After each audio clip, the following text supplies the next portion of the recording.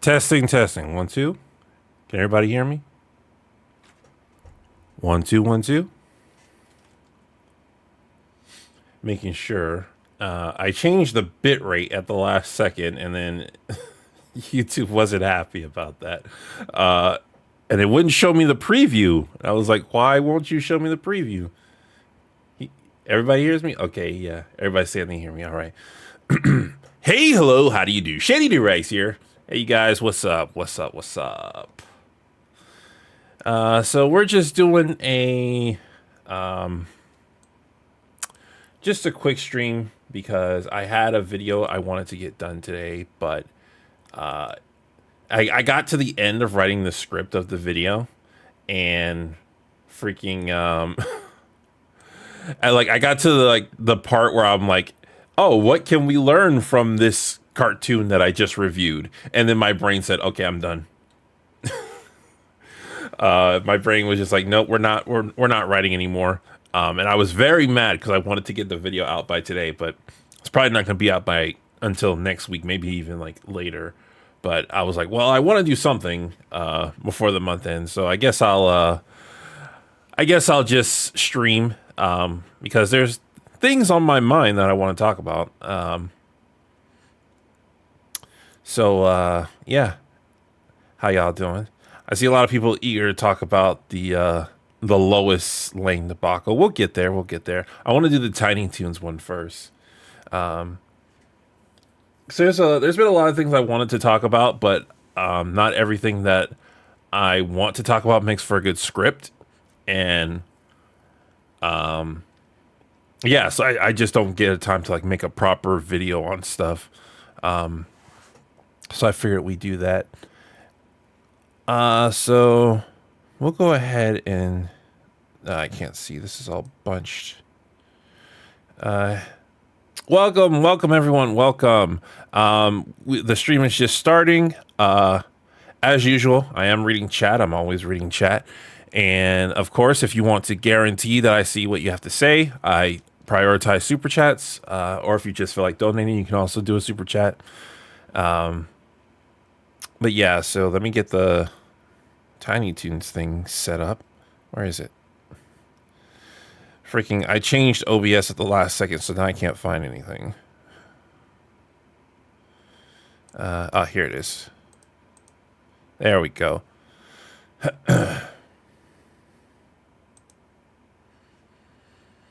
Here we go. So we're gonna be talking about Tiny Toons. I'm gonna be talking about the theme song, but I'm gonna have to be pausing it a lot just to like avoid copyright and stuff. If you guys want, go ahead and take a quick moment to go listen to it and watch it, get your own thoughts, because I can't play it the whole way through. I have to constantly be pausing it because I want to talk about it. But while you guys are doing that, actually, let's put this one away because I want to talk about something. I want to talk about the old one as well. What is this? Go away. I'm talking about a few things I noticed from the old one. So, this is the old one I got up right now, the original Tiny Toons Adventure. So, for those of you who don't know, Tiny Toons Adventures, show in the 90s made by Steven Spielberg. It was about toons who were proteges of the Looney Tunes. And one thing I never noticed until now is, here's something that they say. We're tiny, we're toony, we're all a little loony. I did not notice until now that when they say we're all a little loony, that's a double entendre. I just realized it because, oh, wow, hold on. The chat looks very weird. Hold on, let me move the chat over right quick. Yeah, I couldn't see the chat when I was setting this up, so I had to kind of eyeball it. No, not that. I said the chat. This chat, yeah. Let me move it over. There we go. Yeah. So when they say they're all a little loony, I didn't realize that was a double entendre because they're saying we're all a tad bit crazy, but they're also saying we're all little Looney Tunes. We're all a little version of the Looney Tunes. And I was like, that's so obvious that I've missed it all these years. I absolutely love the Tiny Toons theme song. It's one of my favorite theme songs of all time. The Tiny Toons show I liked as a kid, but it came out when I was like too young to really remember it. Like I watched it, but I don't really have memories of it that much. The main thing I remember is elevator go down the hole, because my family used to quote that, and also the summer vacation one when Plucky goes with Hampton's family and they go, "There's a car, there's a car, there's a car," because that was something else we used to always quote all the time. But I don't have too many memories of this show, but I know I liked it.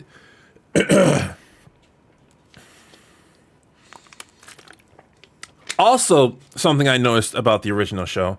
I'm doing this, by the way, to give you guys time to go watch the new song in full if you want to, because I can't show you the full song on here without interrupting it.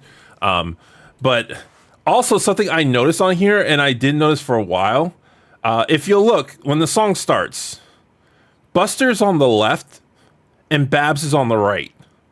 So they stay that way for a good long while. Buster is always on the left and Babs is always on the right. Still there, right here. Buster's still on the left, Babs is still on the right. And then here with the painting,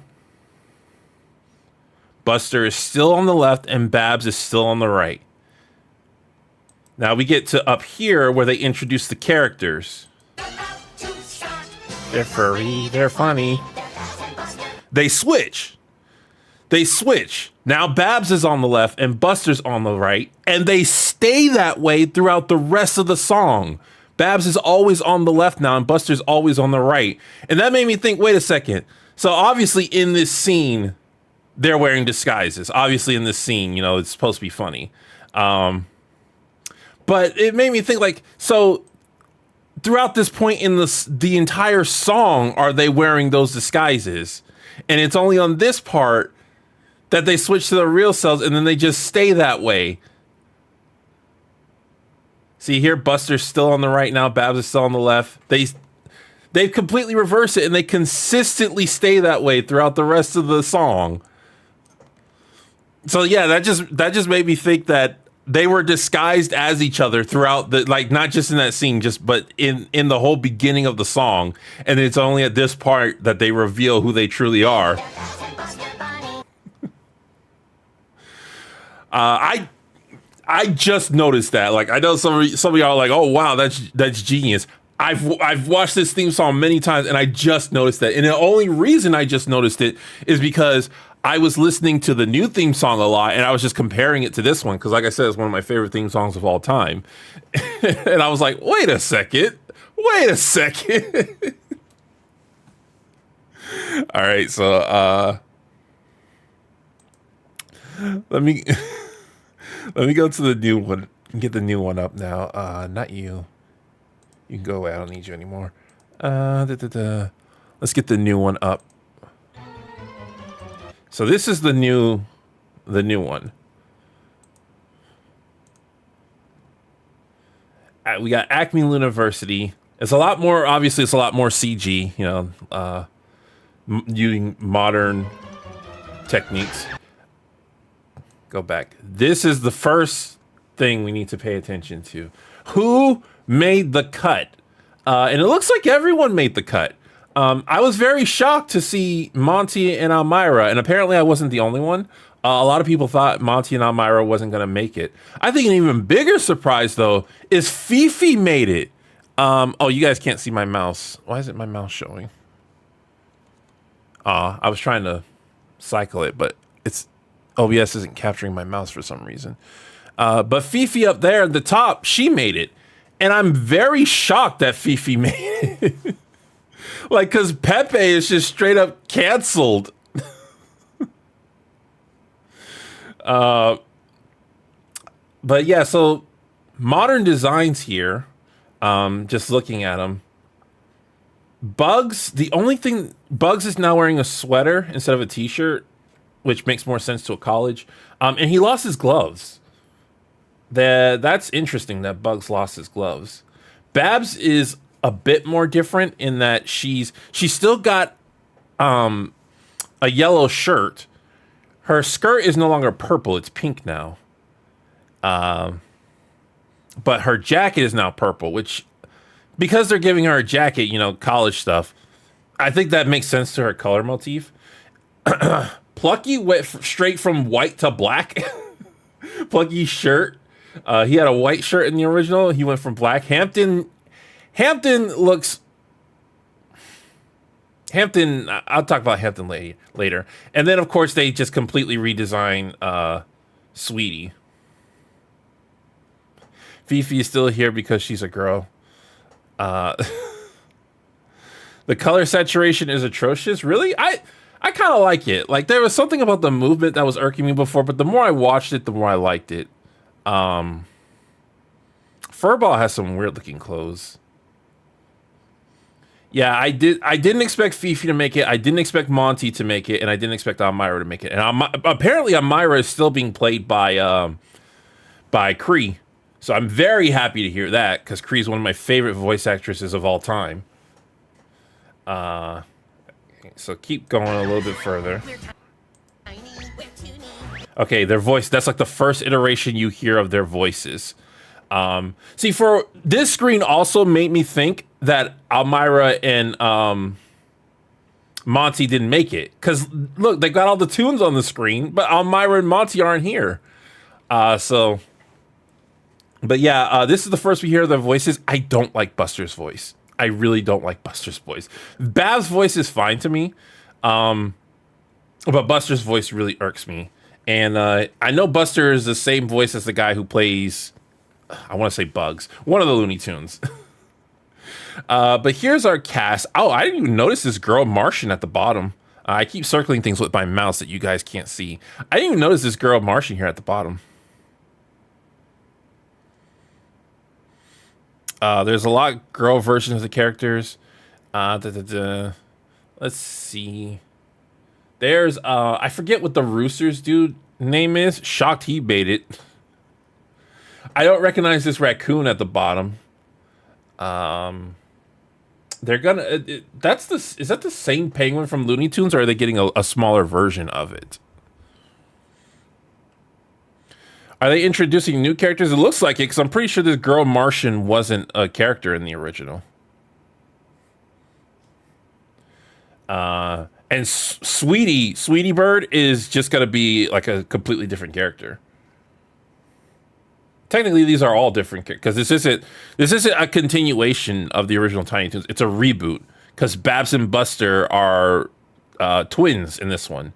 And one of the running jokes of the original Tiny Toons was Babs and Buster Bunny, no relation. They specifically weren't related. In fact, they oftentimes went on dates because Babs had a huge crush on Buster.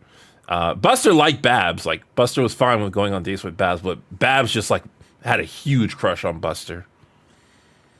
What about the girl Taz? That's Dizzy. Dizzy's not a girl. I don't see a girl Taz unless I'm looking at something else. You're talking about the purple Taz. That's Dizzy. Dizzy's not a girl. He was in the original. They didn't really describe him well in the original. They just said Dizzy Devil Yucky. Yeah, the baby penguin's from a few Bugs Bunny shorts. That's what I'm saying. Like, is that the same penguin? Because he looks just like him. Or are they saying that's a mini version of him? But I am glad to see that pretty much all of them made it. Like, Go-Go's there. Furball's there.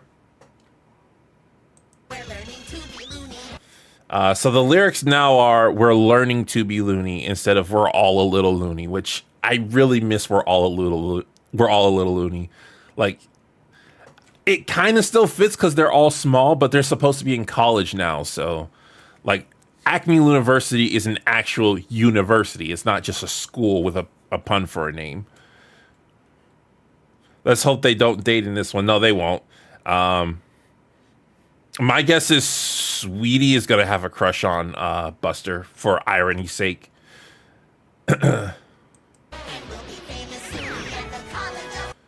they're trying to be famous at the college of their dreams. Super Omnia Commodia. I don't know if those are actual real words.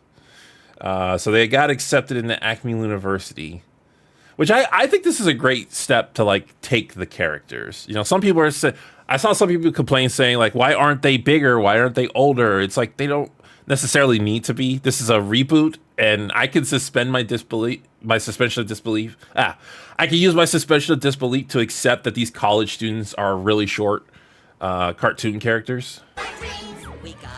So back up a little bit. Hampton here is being smothered by his mom. So I don't remember if Hampton had a mom in the original. I don't remember the characters.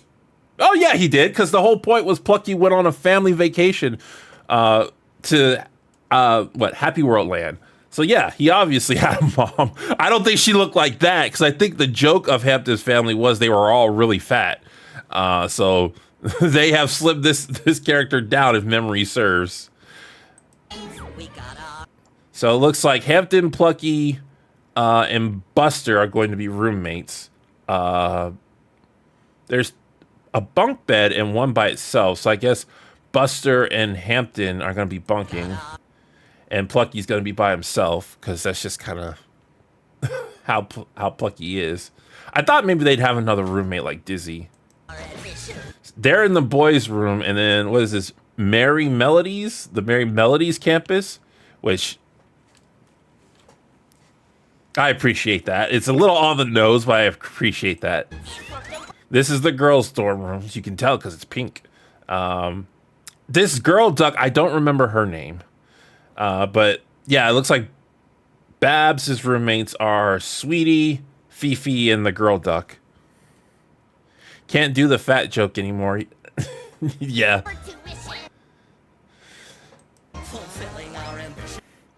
Plucky gets a lot more lines in this opener. Hampton gets no lines, which made me think Hampton is a mute character, because he there's only one part where Hampton slightly sings, but you can't hear his voice. That might be because Hampton and Plucky are voiced by the same voice actor. But yeah, I found out Hampton has a voice actor, so I was like, is he supposed to be a mute and he only makes grunts or what? But this is our main cast right here. You can tell because these are the focal points of the song, which we'll see in a second. But this is our main cast: Babs and Buster, Plucky, Hampton, which those were the main four anyway. But Sweetie has been promoted to main cast because Babs needed another girl to work off of. Which I'm kind of shocked they made Sweetie and they didn't make it Fifi, or because Fifi had a bigger presence in Tiny Toons. Shirley the Loon, okay.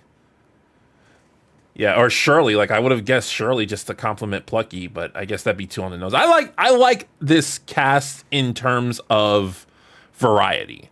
Like you got the two twins, and then everyone else is like very distinct from each other. I actually really like this setup. And here's something I thought, because you see right here, here's the faculty. They show a good shot of it. There are two characters that are in the show, but at first I thought they weren't. And that is Porky and Lola. Also, I think Elmer Fudd. I'm not sure if Elmer Fudd is in this show. But Porky and Lola actually are in the show. But I didn't see them here. And there's another shot where it's going to be all the tunes. And I was like, oh, they didn't make it. And I was like, it kind of made sense to me with Porky because the speech impediment, that's a joke that a lot of places probably won't like make anymore. There was Furball. I love that they kept this lyric in.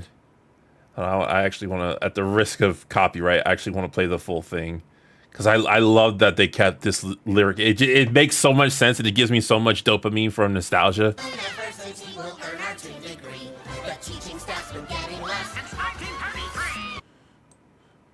Yeah, and this is the other place where they show all the tunes. And Lola and well, obviously Lola wouldn't be there because Lola wasn't invented until the 90s. But Porky's not here. Like, Porky is an essential Looney Tune, and he's not here. Like, Pepe didn't make it, yeah. It's kind of weird that Fifi's here and Pepe didn't make it, but like Pepe's career is over. It's just over. Eventually they'll bring him back once we like calm down from our current mindset of political correctness, but it's very weird that they felt the need to cancel Pepe, but they just kept Fifi. On the subject of Lola, I hate how they're trying to move away from her Looney Tunes show characterization and only doing real half measures.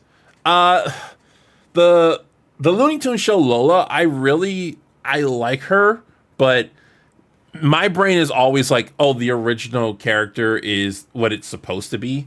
But that's not even true because Daffy is completely different. Like you see here, he was a straight up, no pun intended, loon. And he became more of a straight man as he got introduced with Bugs. Or was Bugs the straight man? They had a straight man, funny man gag going on with each other. Everybody loved Pepe, and I was reading Brandon's message. I feel bad for Pepe. My mom loved him and his shtick. Everybody loved Pepe's shtick. The original Looney Tunes are iconic. It's just we entered into an age where people started being offended by things they weren't actually offended by. And the thing is, we still have that tropes. Like Pepe's not the only one who does those tropes. We still have those tropes in cartoons. Fifi was an example. Ed and Nettie and the Canker sisters, like they did that. That's what's her name? Puka?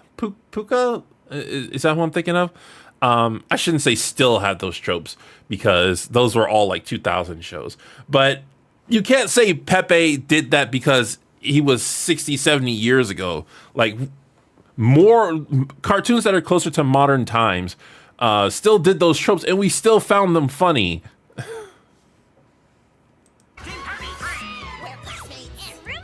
So this part right here is really important in the establishment.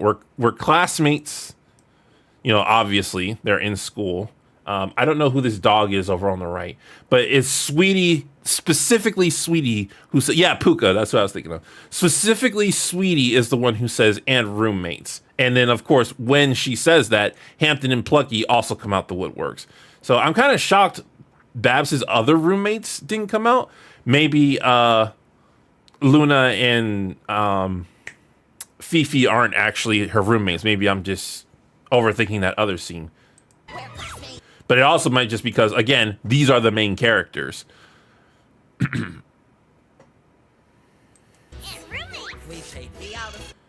I don't know if money is going to be a running theme in this show because it is a big thing when you're in college that you're constantly out of money. But they've mentioned it twice in this song. So it's possible that it could be a running joke or that it could just be something they mentioned, you know, in the original, the expect the unexpected where Plucky becomes a giant head. That doesn't happen throughout the show. That lyric right there fits very well, but it always throws me off. I've listened to this so many times.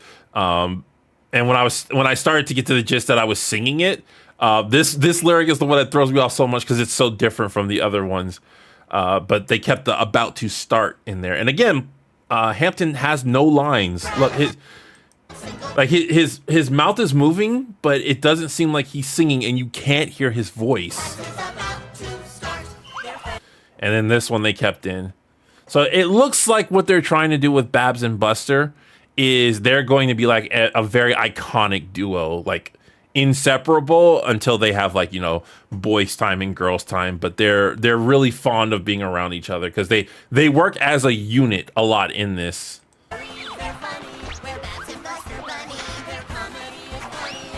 Also, I think they said funny twice. They said they're furry, they're funny, which is the original lyric. They're Babs and Buster Bunny. Again, the original lyric. And then I think they say their comedy is funny. Maybe they say their comedy is punny, but it sounds like they're saying their comedy is funny. I'm like, did y'all just rhyme funny with funny? And then the next line is, and a friendship's guaranteed. And I was shocked to see wow, I forgot his name. Sylvester? No, that's not Sylvester. Why can't I remember this guy's name? The guy on the screen right now, what's his name? Yosemite Sam. Jeez. I was shocked to see Sam here. I would have expected it to have been Elmer Fudd. But again, he has a speech impediment, so I don't know if he actually made this. Capitalism made this, so let's not pretend Roosevelt was right. Also, he's security. Like, why would he not be a teacher? He should be the human teacher. I guess that's what Granny's job is.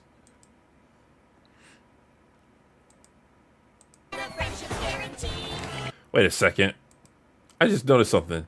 I never noticed this before. There's a bucket of water on the floor in the bottom right corner, as if somebody tried to pull a prank. Oh no, he's washing the car. That's what happened. Okay, never mind. So, seems like Hampton's main thing is going to be that he's worried all the time.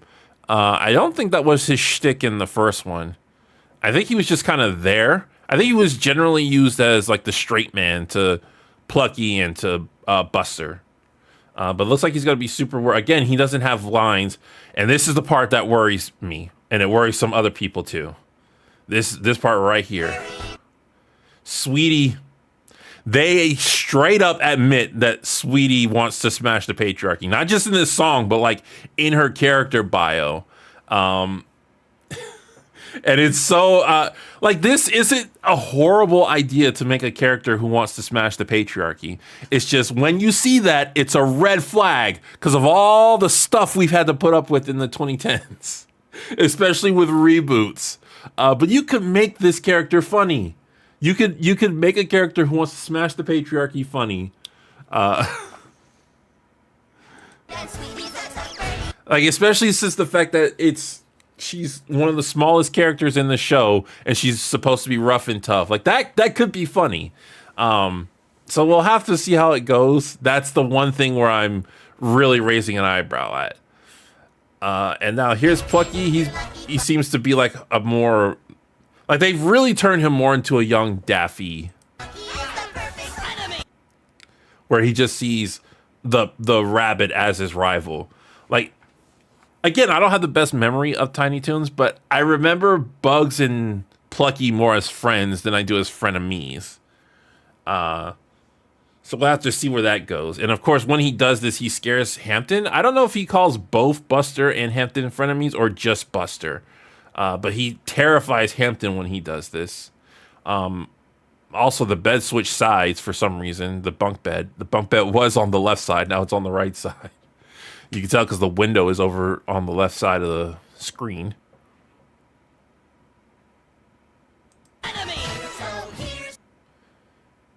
Okay, on the wall. Again, Yosemite, Taz.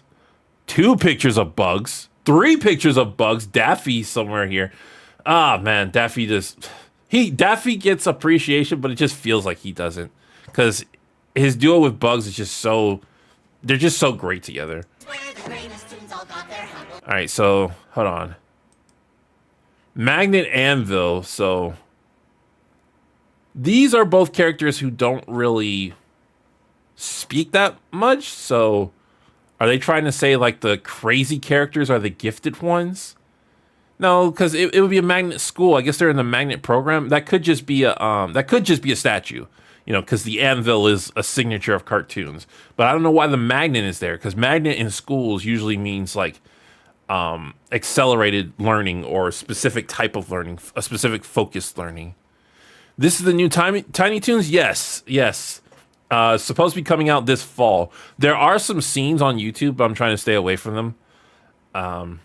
Because I am looking forward to watching this. So there's Dizzy. There's that Roadrunner. I don't remember his name. Wiley is teaching science. Which, obviously, I can't remember the little coyote's name, but obviously he would be learning science. It's kind of weird that Luna's learning science, because Luna is more about, like, being mystical and stuff. And I don't remember this little mouse's name. Cheddar is what I want to say. The science destruction. They're in the preview of the show, like the what's it called? The trailer of it. One of the subjects was surviving explosions. Obviously, that's where Wiley comes in. Aren't magnets also a staple gag item in cartoons? I mean, magnets can be... I've seen plenty of magnets in cartoons, but like I don't think magnet and I think cartoons. I think anvil and I think cartoons. I think dynamite and I think cartoons.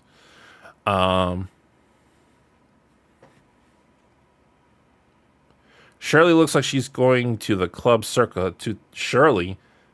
Wait, are there 2 girl ducks? I thought this was Luna. Is it Shirley the Loon? Have I been getting the name wrong? I've been calling her Luna just because she's a loon.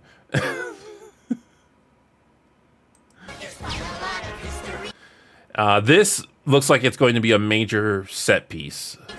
The Lou Brew, where Taz apparently works. And again, this is the main cast. We see how great, like, these three hanging out, and then the twins come in and lead them away. Pretty sure it was a horseshoe. Oh, a horse. That makes a lot more sense. If it's a horseshoe. That would make a lot more sense if it's a horseshoe. Especially with Foghorn there. Yeah, that would make a lot more sense. That's probably what it is. It's probably a horseshoe, and I'm just thinking it's a magnet. Well, it doesn't have the things at the end.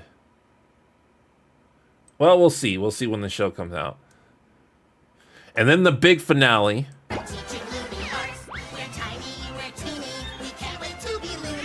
Again, I do miss the "we're all a little loony." I really do miss that. But I get it. They're trying to distinguish it just a bit. Just Wikipedia it up. Well, I started this this stream not like expecting to have to look it up. So obviously, if I wanted to, I could go look it up. So this is the weird thing for me, because they emphasize a school bell. They do it twice. Yeah, they say when the bell rings, we'll come in and join the fun, and then a bell actually rings. And now class has begun. So the weird thing about that is that colleges don't have school bells. Like, because colleges have different schedules.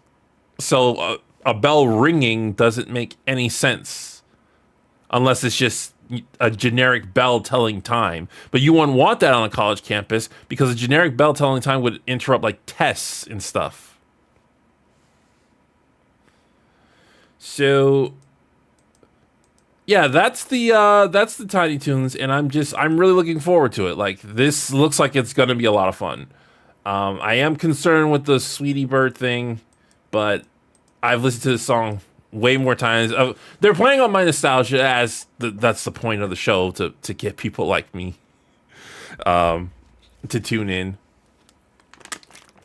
and then force whatever kids around me to watch it as well. Okay, but yeah, I'm excited for that. Anyway, moving on to a point of more contention. Sue. Not you. Didn't mean to put you up. So let's talk about that other thing that I wanted to talk about.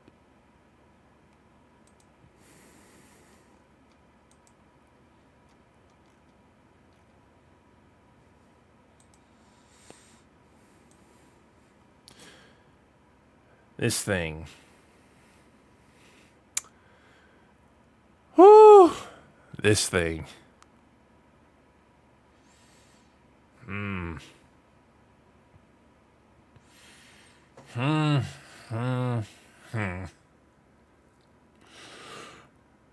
why is MatPat trending?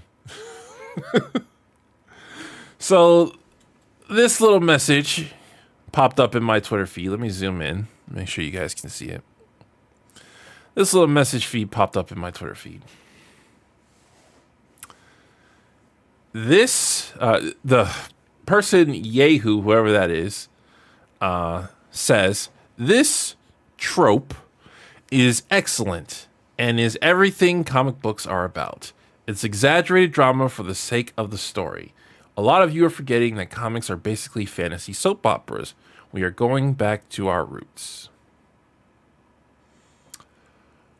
Okay, so first of all, I gotta start this by saying, a lot of people have asked me, Shady, what are your thoughts on the New Adventures of Superman?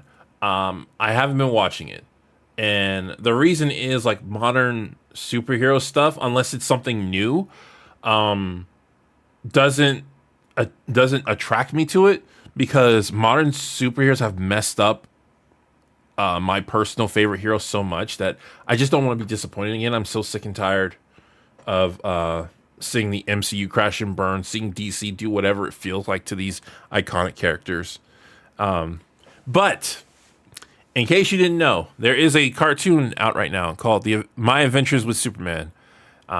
Is a more modern take on Clark Kent and Lois Lane.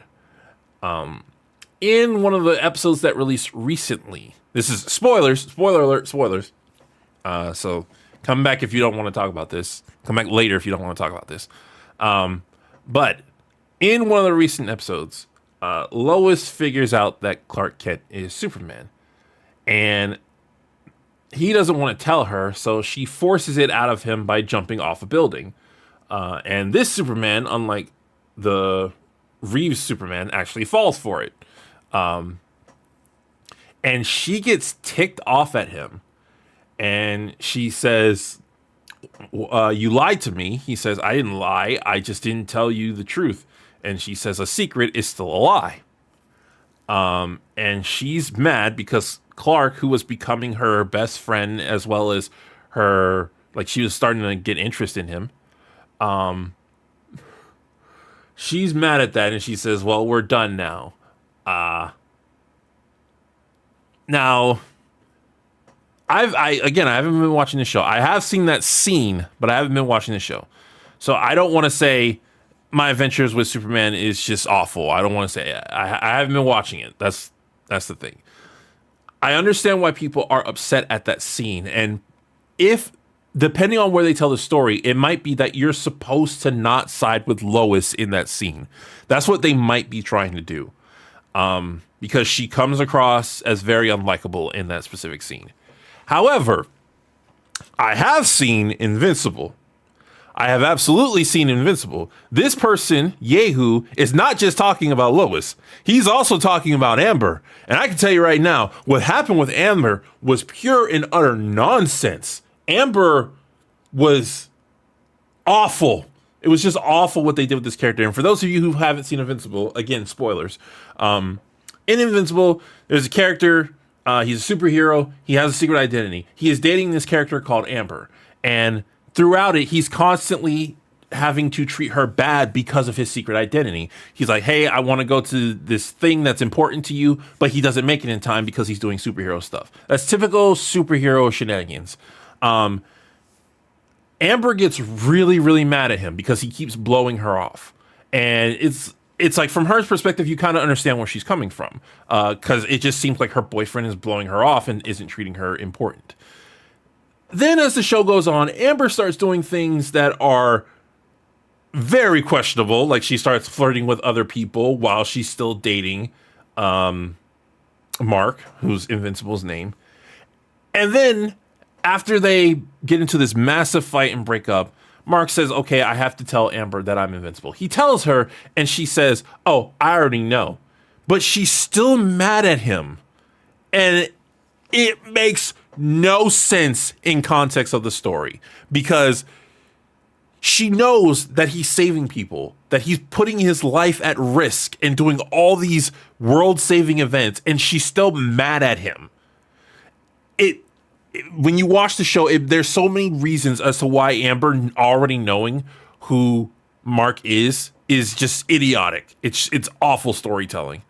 So when this person, Yehu, says that this trope is excellent and everything comic books are about, I got livid when I read this. I genuinely got livid. And let me see if I can find my quote right quick. Because I quote tweeted this because there it is. I was so upset when I read this. Obviously, it's the internet. I could just walk away, touch grass. But here's what I said. This right here is why people don't like it when their hobbies go mainstream. There actually is a lot of soap opera-esque drama in comic books, but a lot of it, like Gwen sleeping with Osborn, was not received well or is not fondly remembered. There's a right way and a wrong way to do it. What ticks me off about this so much is this happens all the time. People take a pre-established IP and they do what they want with it. And that's kind of fine. You shouldn't just do what you want with it, but being experimental is a part of being creative. And then when it doesn't work, when people start giving them backlash, they say, well, it happened in the past in this thing. And it's like they do no research, because the reason they do this is because it used to be the fans' response that it's different from the source material. There's a reason the source material doesn't do it. So now they go to the opposite extreme and say, well, it happened in the source material. It's like, yeah, but nobody liked it when it happened in the source material. Like, I can't think of like really any time where really like soap opera-esque comic book stuff was received well. Nobody liked it when Bruce slept with Barbara. Nobody liked it when Gwen slept with Osborn. Nobody liked it with when Ant-Man was abusing his wife. Like, people don't like this stuff when it comes into comics. And then I'm sure you'll find times where they do like it, but you can't say this drama stuff has to be accepted because drama in general was in comic books. And it's so annoying how people who don't know about the subject matter come in, take it over, and then get mad at the fans. Like, this is a tale, an argument that's been made so much. Like, I'm basically the most broken record at this point, because everybody knows about this. Everybody knows this is what's happening in the entertainment industry. But like, this is the first time where it just hit me in a personal spot. Like, I don't even care about the new Adventures of Superman. I'm not even watching it. And Superman's not my favorite superhero ever. But when somebody comes on and says, "Yeah, this is a staple of comics," not it's happened in comics. This is a staple in comics. Like, this is going back to comics roots. Like, this isn't what comics is about. Yes, this has happened in comics. This isn't what comics is about. Comics has always been about heroes doing great things to inspire people. That's what comics have been about. Oh, man. Like, I'm not even that mad at the Lois Lane character doing what she did. Like, it's a little annoying, but again, the show could take it in a way that she was wrong to do that way, to react that way, and she'll see about it over time. And I've actually seen the opposite extreme in Miraculous, where they treat the secret identity thing as too sacred to touch. It's more so just annoying me that people come in, act like they've been longtime fans of something, and then they say something that pretty much proves they aren't longtime fans. I just want to get that off my chest. I was just so annoyed with this take. Oh, man. I will kind of play devil's advocate here. It was a bad situation. She does not know how to deal with it because she's used to being in control. So when she doesn't have it, she lashes out and blames Mark. Amber, there's absolutely no way I can defend Amber. I would have to rewatch it to properly show everything, because it's been a long time since I watched Invincible. I know season 2 is coming out, and Philip Marr is going to be in season 2. But there was so much wrong with Amber, like in hindsight, with Amber knowing who Mark was, because she doesn't say, "Oh, I need time to process this, but I'm angry at you." She says, "I've known for a while now, and I'm still mad at you." But I just see this a lot. It's happening so many places. Like, I feel so bad for certain fandoms. Just watching the thing they love get screwed over. Star Wars is the big example. Indiana Jones just happened. D&D is going down that route. Freaking He-Man happened to them. It's just all these people who don't care about the product, but they get their hands on it and they want to tell their kind of story, and then it doesn't work, and then everybody says it's the fans' fault for not appreciating. No, it's the fans who are wrong. This I reiterate, this right here is why people don't like it when their hobbies go mainstream. This right here is why. Because people want to change what you like. Okay. Got that rant out.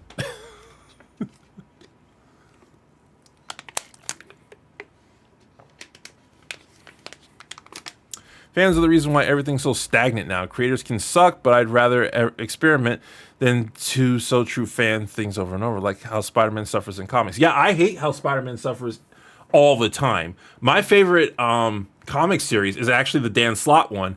And it pains me to say that because I don't like Dan Slott, but it's actually the Dan Slott one where Spider-Man hits big time. I think that's what the arc is called, Big Time, where Peter Parker is a respected scientist and Spider-Man is a respected superhero. I love that arc. It's right before Superior Spider-Man. But the problem isn't experimentation. The problem is when the experimentation fails, they blame the audience. They say the fans are the problem. Experimentation can work. Like, Invincible took the tropes of superheroes and threw all of them out the window.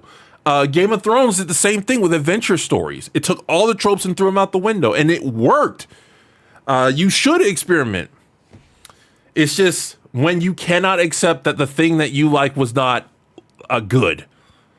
Fiction Theorizer, thank you very much. Shady, you ripping these fakers. A new one has been one of the highlights of my day. Thanks for covering this. And I can't emphasize enough, like, I don't even care about this show that much. I care about comics, I care about superheroes, and somebody coming in and say, oh, this happened all the time, and this is a staple of comics. I'm just like, you don't know what you're talking about for you to say that. You don't have to please fans, but you should keep the parts of your story that work. Like, analyze the story. Somebody said it better than me. They said it really well. They said it's not the fact that these girls get angry. It's that they ignore the context. The people that they're getting angry at kept a secret to save lives. Like, it happens in their stories. Well, I don't know if it happens in Lois's story, but it happens in the superhero verses that bad guys go after the loved ones. As soon as somebody knows who Superman is, freaking Spider-Man, right? As soon as Green Goblin found out who he was, what did he do? Gwen Stacy. That's what happened. As soon as Green Goblin found out who he was, the Gwen Stacy incident happened. And also, freaking later in Superior Spider-Man, Green Goblin found out who Doc Ock was, or that Otto was Spider-Man instead of Peter Parker. What did he do? He went after Otto's girlfriend. He completely destroyed Otto's career. Like, in these universes, it makes sense to have a secret identity. Again, I would say there's also the opposite, like in Miraculous, where it makes sense to reveal your secret identity to some people. But these characters are ignoring that context. They are ignoring that their love interest had a right to keep secrets. And somebody, again, I haven't been watching the show, but somebody said that Lois has no right to get mad because she lied to Clark when she first met him. I could take that at face value. Like, she's just super mad that her newest bestest friend just has been lying to her. And also the fact that they say this in the clip. Clark says, you vowed to reveal everything about Superman. That's me. Why would I tell you anything? And she's like, well, I didn't know it was you. I would never do that to you. And I'm like, okay, I've only been watching 10 seconds of this thing. I'm like, you literally told him you would do it to him. And you're saying you would never do it to him. You just met this guy like a couple months ago. It doesn't make sense in the context of the story for these characters to be as angry as they are, or to hold on to that anger. They can be angry at the situation, angry at themselves, but it doesn't make sense for them to blame the other person throughout and for the show to support them. That's another thing, because the show might not support Lois, because this episode just came out. The show supported Amber. The show said Amber was in the right, and everybody threw a fit at that.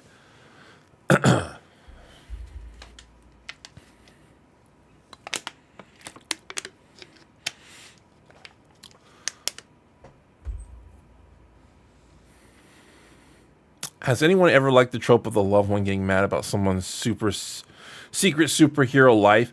Let me think of a time. I feel like there is a time where I did like it and it made sense to me. Nope, can't think of it. She wouldn't do it to Clark. She didn't care about Superman. Okay. So which do you lean towards? She wouldn't do it to Clark. She would do it to Superman. So which cancels out when she finds out they're one and the same? Which do you assume is true? She wouldn't do it to Clark, but she would do it to Superman. Okay, Superman is Clark, so she would do it to Clark, right? That has to be the priority. Or maybe she would do it to Superman. That could be the priority. You don't know what her priority is. Benjamin Boswell, thank you very much. Amber's biggest problem is that the writers treat everything she does as right, even though her own logic is extremely flawed. The best decision for her to do is the next season, Mark to dump her because she was being way too toxic to her. Like, it'll feel weird if Mark just straight up dumps Amber in the next season, because it'll clearly be done because the fans wanted it to, rather than that's where the story was headed. I would love to see Amber just leave the story. Especially since Eve was there and Eve was connecting with Mark on a lot of different levels in both being a civilian and a superhero. Like, she was really making a connection with Mark. So Eve definitely would have been the better choice for Mark. But I have an issue when a story just deletes something. It's like in The Rise of Skywalker, where what's her face? I can't remember her name. The Chinese girl just doesn't go on the trip. It's like, oh, so obviously fans didn't like this character, so we're just deleting her from the from the story now. Like, it doesn't narratively make sense, even though it might make me happy if that happens.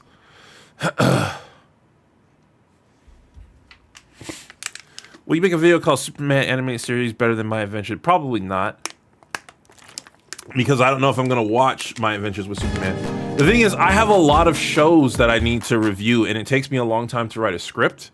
So it's like, oh, should I go and watch this show that I might write a script on? Or should I focus on these 5 other shows that I'm supposed to be writing a script on?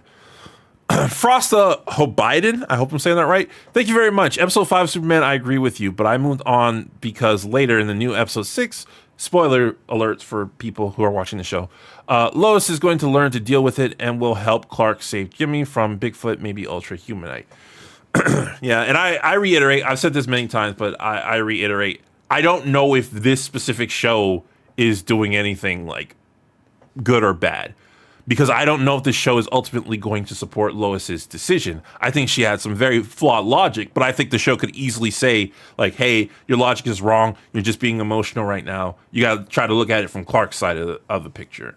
The only reason I even brought this up is because this person used Amber as an excuse, as an example of how this trope should exist. I'm like, no, this is awful writing. Amber was definitively awful writing. It logically, her logic makes no sense, and yet the show supported her for it. Lois is a lot less toxic and more redeemable than Amber. We'll see. Amber wasn't that bad when the show first started. Like, you know, I saw Amber, and she was a feminist, and she was a bully to bullies, and I was like, oh, this is probably why people don't like her, because it's very popular to hate on feminists right now. And I was watching the show, I'm like, this character isn't that bad. She does some things that annoy me, but she's not that bad. I'm probably gonna have an unpopular opinion here. And then the freaking college scene happened, and I was like, okay, yeah, that was pretty bad. And then she freaking dumped Mark, and I was like, wait, hold on. And then she found out who Mark was. I was like, wait. Ash Barryon, thank you very much. I think that's supposed to say editorial. Editotio sucks. Having Peter Parker in editorial suffering is tiring.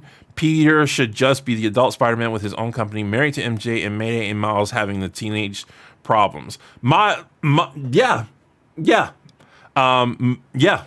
I pretty much agree with that. Like I said, I love Big Time. I love when Peter worked for a company and was a well-respected scientist, and Spider-Man was a well-respected superhero who was part of the Avengers. I loved it. It was a great thing.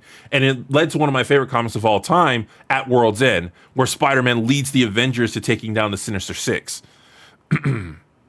Benjamin Boswell, thank you very much. Also, bit random. Would you review some games when I make them later? They will focus on fun and quality, no politics, or other BS that hinders games. I can't say I'll review your games specifically. I might try. I will be on my second channel. For those of you who don't know, I do have a second channel, and I've been saying, oh, I'm going to go back to my second channel. I've been saying that for a while now. I finally have a recording day set for my second channel. So weekly on that day, I'm going to sit down and record. Because for me, it's not a matter of time. It's just a matter of if I have a day dedicated to doing something, then I can, because I have days dedicated to working on like YouTube videos and then days dedicated to relaxing and making sure I get proper mental stimulation. Because if I just work on YouTube videos all the time, I don't make good videos. So now I officially have a day to work on my second channel. So videos for that should be coming out soon. I know I've been slacking. I know, leave me alone.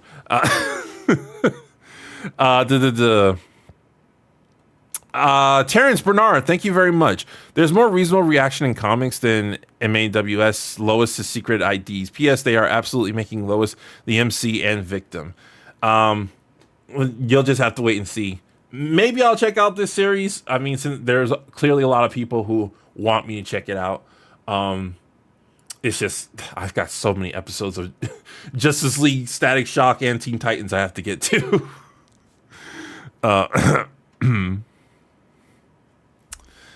Y'all complain about Lois and Clark thing, but my biggest complaint is that I simply do not like their heat wave design. What's your thoughts on reboots in general? I love reboots. It's just there's a time and place and there's a way to do them. One of my favorite shows of all time is a reboot. It's DuckTales 2017. I think DuckTales does a lot of things right. One thing I will say about DuckTales is I think the female characters in DuckTales are a little bit too good at everything. Like every female is not your average girl in DuckTales, but there's still so much fun. That's the thing. Like there's not a character I don't really like in DuckTales. Oh, Dewey. I don't like Dewey. Evelyn, not Elvin. Thank you very much. Spider-Man having family was better in my view. I'm fine with Spider-Man having a wife, having a kid. Eventually. I always see Spider-Man as that like wild card young buck when it comes to stuff, but he knows what's important. So like I always see him as like a guy in his late 20s, early 30s, because he's still got that young side to him. He likes joking and whatnot, but he knows when things are important. Okay, Sue, I'm gonna put this down. How about let's get some gameplay, some game footage up, and then we can keep talking like we are right now.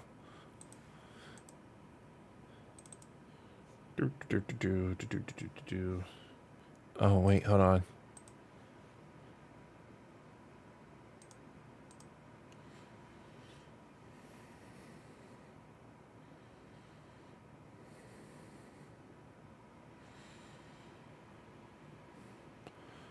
All right, so let's get our usual suspect. Power wash.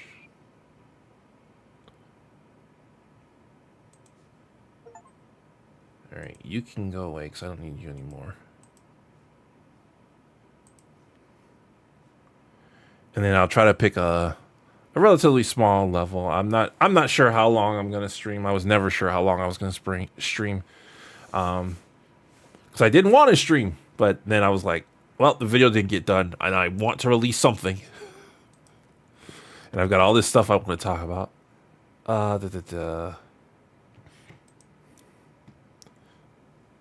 Let me go away. My mic keeps telling me I need to update it, and then I click update, and then it just doesn't do it. This one. There we go.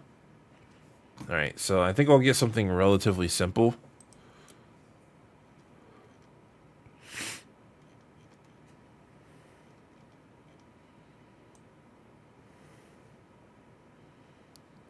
I don't get the anger. A character can have an unreasonably emotional...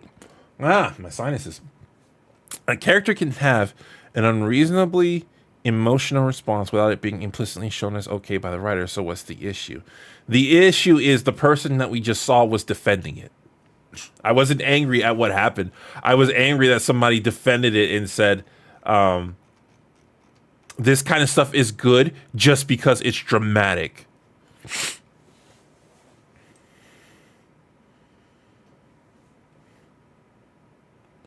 All right, so I'm gonna get something relatively simple, just in case it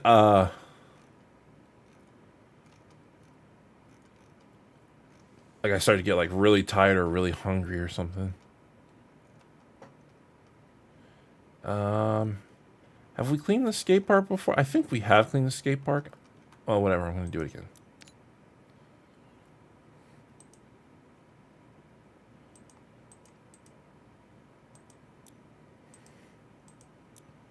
Yeah, okay, I want to play it. How do I play the level? Free play, I guess. Oh, yeah, I wasn't in free play. Okay. So you mean the skate park then?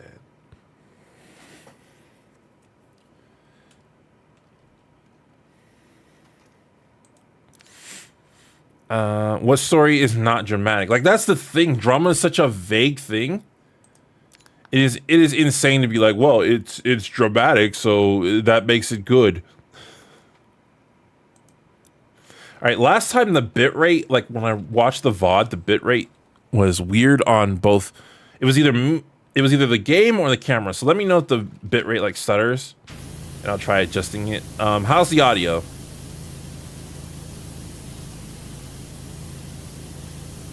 So let me know, because it seems like the audio is pretty chill right now.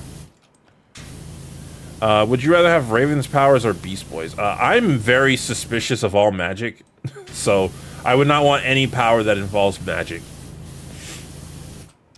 So Beast Boys, of those two, definitely Beast Boys.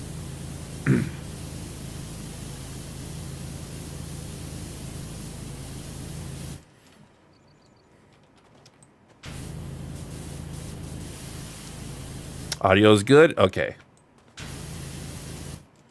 The difference between good and bad drama is the difference between good and bad writing, just like everything else. Yeah, exactly. Exactly. Don't think I could have said it better myself. Raven is literal demon spawn. Nah, man. Yeah, exactly. Well, like I said, like anything magic related, I just don't trust.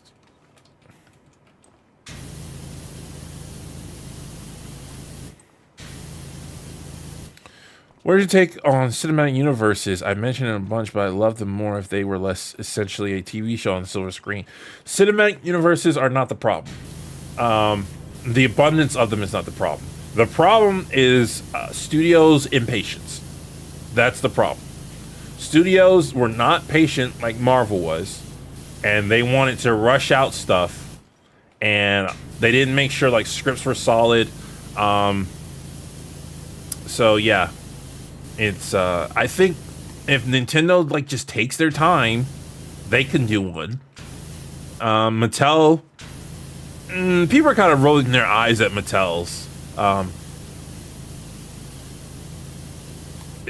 not Mattel, Hasbro. People are kind of rolling their eyes at Hasbro's cinematic universe.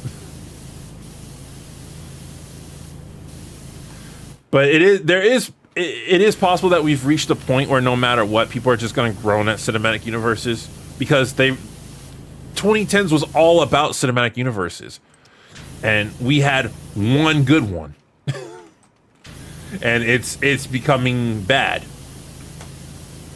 Like ever since Captain Marvel. Like I like Endgame, but Endgame was a downgrade from Infinity War. Ever since Captain Marvel, the MCU has been going downhill. Then when they fail, they get mad at their directors. They get mad at the fans, so they get mad at.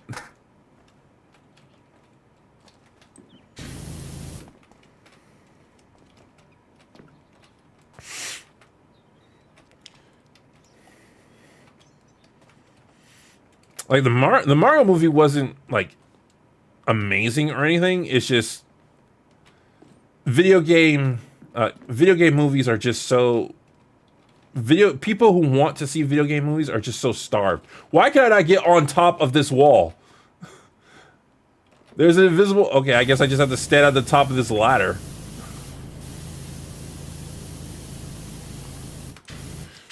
Frankly, I don't trust Nintendo's future movies to be good. The Mario movie wasn't even anything that good. At best, it was inoffensive. Yeah, that's it. The Mario movie is not that good, which is why I don't blame people who gave it low scores. Because the plot for it was just not that good. It was all over the place. But as a Mario fan, you wanted to see certain things, and you got to see those things. So I'm not going to sit here and pretend like I didn't like it. I loved it. I'm a Mario fan. But like for Zelda, you need like DreamWorks or something, because Illumination is not good at scripts. They're good at animation and making things look pretty, but they're not good at scripts. For something like Zelda or Metroid, you need like DreamWorks or Pixar. Well, for Zelda specifically, I say DreamWorks.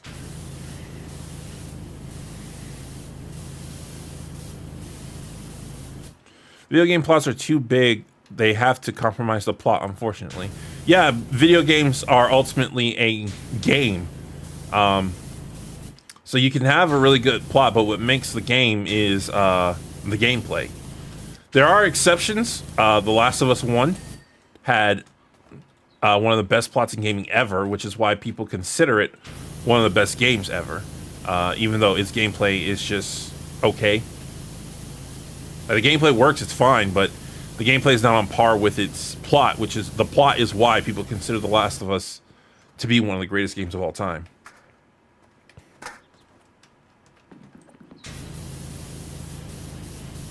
What about Ghibli Studios? I think Ghibli Studios is too...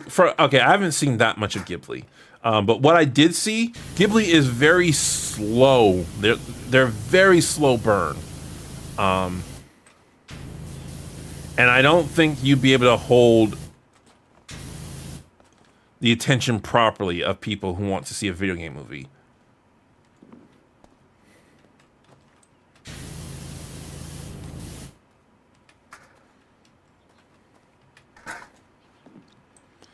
The Last of Us worked because it was a series. It wouldn't have worked as a movie. Yeah, there's too much to tell in The Last of Us for it to have been a movie.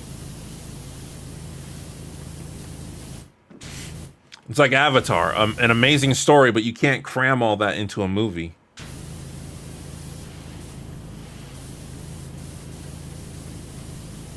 In order to get the full experience, you have to like have enough time to tell it.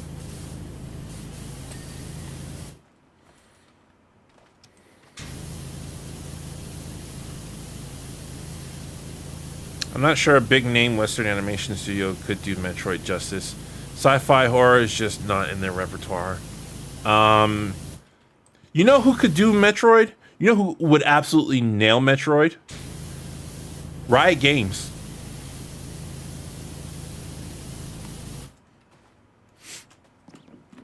Riot Games did Arcane. They would absolutely nail Metroid. Sony would do a good Metroid. Sony would do a good Metroid. Shady, have you seen the movie Paranorman? No, I have not. Currently, what I'm watching now, like that's on the forefront, I'm watching Wednesday. Really good show. I did not, like everybody said it was a good show. I did not expect it to be as good as it was. I'm still in the middle of watching it. Lou KMJL, thank you very much. Best and worst Dragon Ball movie in your opinion?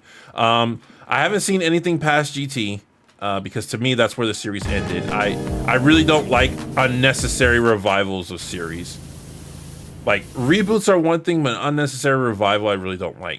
So of all the ones I've seen, the Dragon Ball movies are all pretty bad, in my opinion.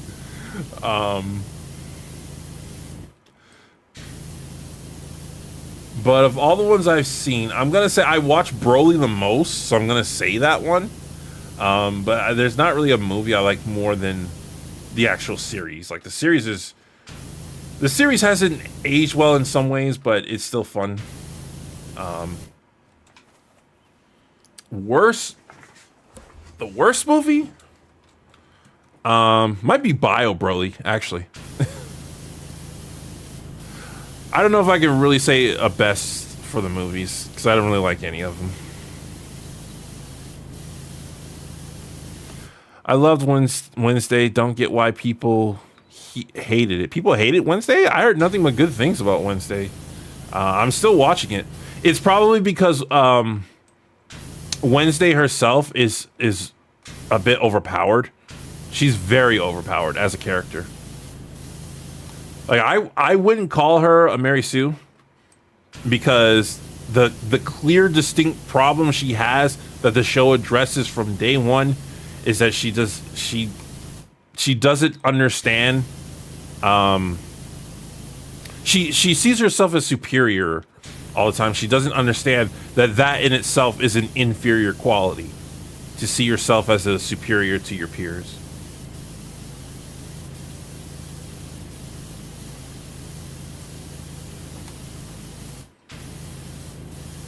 Well, you make a Princess Peach works and She-Hulk doesn't. Princess Peach didn't really work for me. Like Princess Peach was okay in the Mario movie. The big problem I had with Princess Peach in the Mario movie is that nobody could figure out that she was an imposter wearing a blonde wig. Like in the games, they call that character Daisy.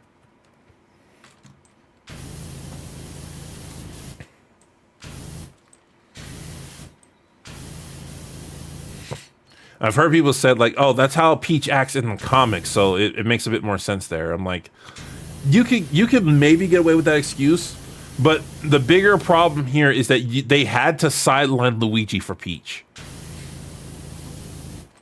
And I'm like, that's not okay, because the movie is, if the movie was called Super Mario, I would be fine with that. The movie is called Super Mario Brothers. It was supposed to be about the Super Mario Brothers, and they sidelined Luigi so hard.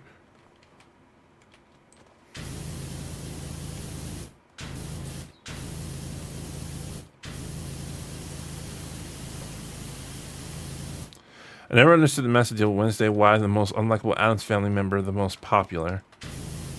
I like Wednesday for the same reason I like Daria. She's funny. She's fun, and I tend to like competent characters as well. It's just Wednesday leans too far in the competent category. Like she's a scrawny little girl, but she can fight really, really well. And that's supposed to be part of the character. She's a cartoon character. So she can do... she's a cartoon character raised by other cartoon characters. So she can do a lot of nonsensical things.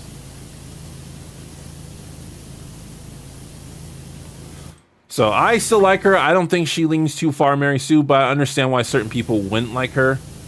Because she does still lean Mary Sue-ish. But I think the show calls her out on her flaws well enough. It's just she has one flaw. And it's that she thinks she's superior to everyone. And that's an inferior quality to have.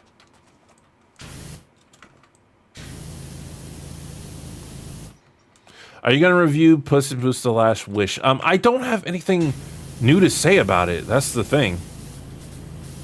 And okay, so one thing I'm well aware of, but it still affects my ability to review stuff. YouTube audiences don't necessarily care if you have anything new to say.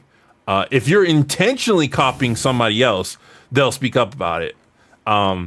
But they don't necessarily care if you have anything new to say. What they want you to do is they want you to review things in your style. And I get that. But when I'm going to review stuff, it still feels weird to me, because like if I don't have anything new, it just feels like I'm just in it just because it's popular. So even though I might have something to say, if it's not something different, it makes me want to say it less. I don't know how to pronounce that name. Apologies. Thank you very much for the donation.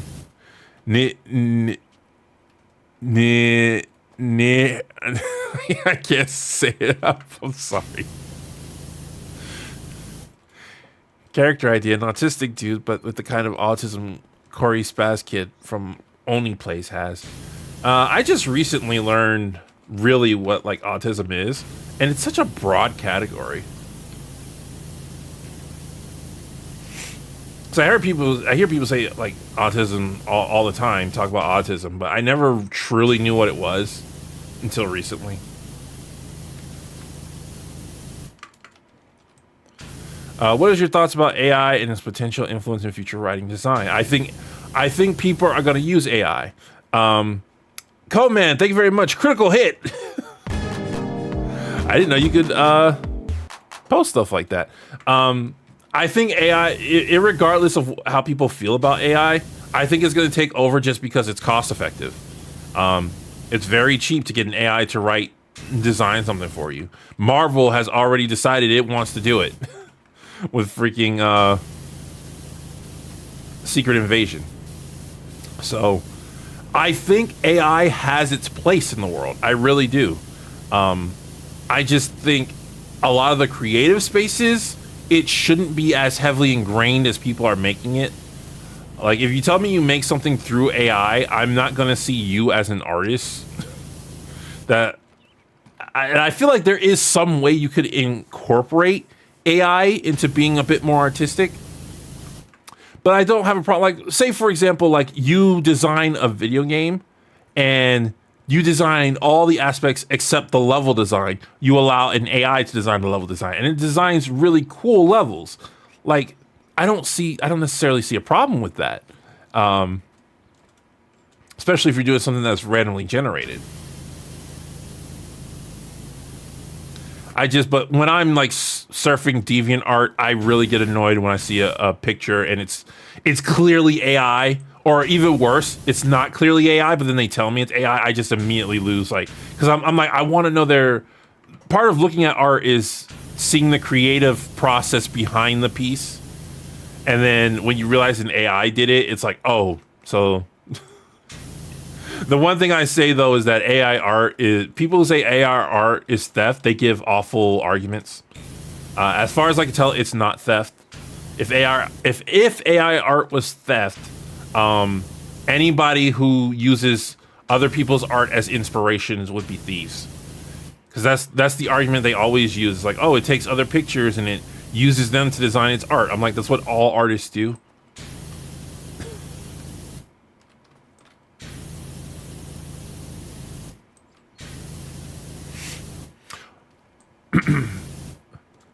Or here's another thing that I think AI art might be decent for. Like, let's say you want to design how a character looks and you have a broad thought in your mind of how they should look.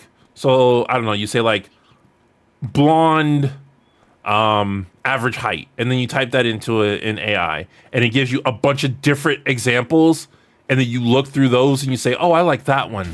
Like, I can understand that. I just think as it is now, it's too much there's too much of a substitute for the creative process, and to me, that's not artistic. I don't know if I really have an issue with things like Chat GPT and stuff like that, because I've seen Chat GPT be used in really cool ways.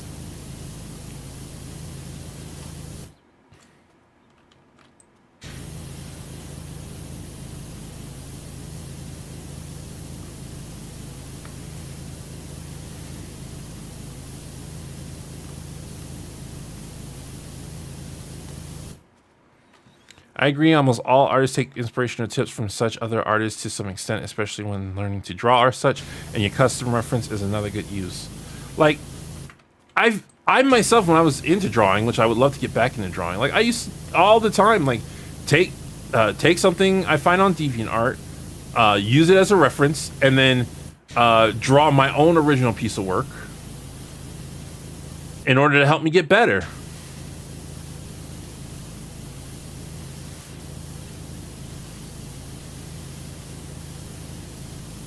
What about characters that look similar to another character? I mean, there is a point where it becomes just theft. I've seen AR art that is just straight up theft. It does get to that point, but the thing I'm talking about is people argue that AI by design is theft. AI art by design is theft because it references other artists' work. And I'm like, everybody does that.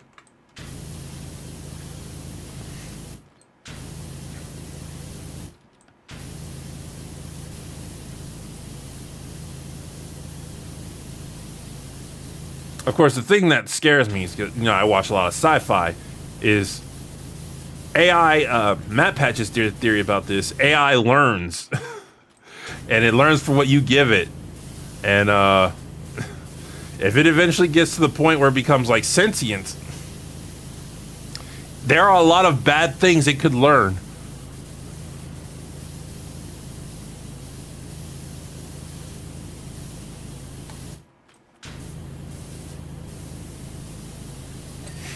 And I empathize for people who they want to bring their ideas to life, but they're bad at it. And then here comes this thing that says, hey, all you have to do is push this button or put this input, and then you can make that idea come to life. It's funny because I used to joke with Mad Munchkin about the make art button. We were always like, oh man, one day they had a make art button, and now they basically do.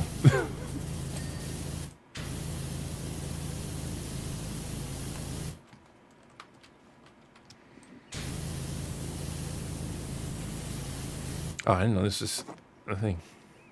Get over here. Right there, please. What game is this? This is Power Wash Simulator.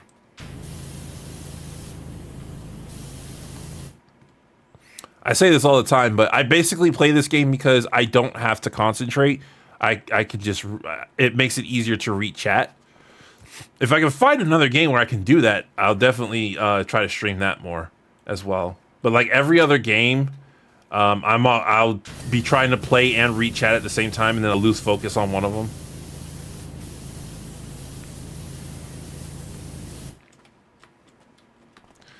Your thoughts on Yellow Lantern? The Yellow Lantern started the various colors of the lanterns, and I love the various colors of the lanterns. Although it kind of shifted what it meant to be a Green Lantern, because Green Lantern was supposed to be about courage, the will to overcome great fear. But with the other lanterns, it specifically became about will. So fear is like the main thing, but it's the will to overcome pretty much anything. AI is nowhere at the level you guys are talking about. Yes, but technology excels so fast. Computer technology specifically, it goes so fast. Like ever since the microchip, it's been going at an insane pace. Like it was going slowly when computers first came around in, I want to say the 1800s. It was going really slowly, but ever since the microchip, like it's insane how fast technology has gone.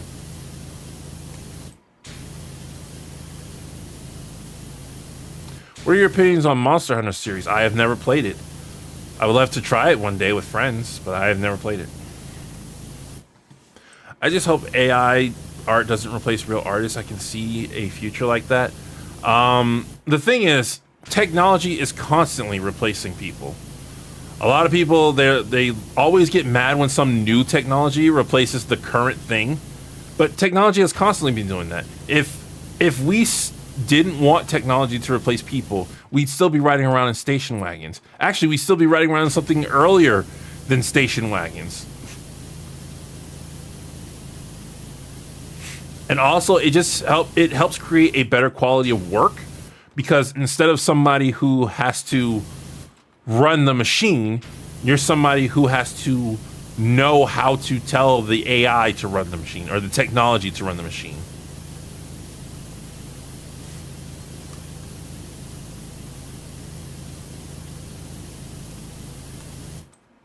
Does art imitate life, or does life imitate art? It's an endless cycle.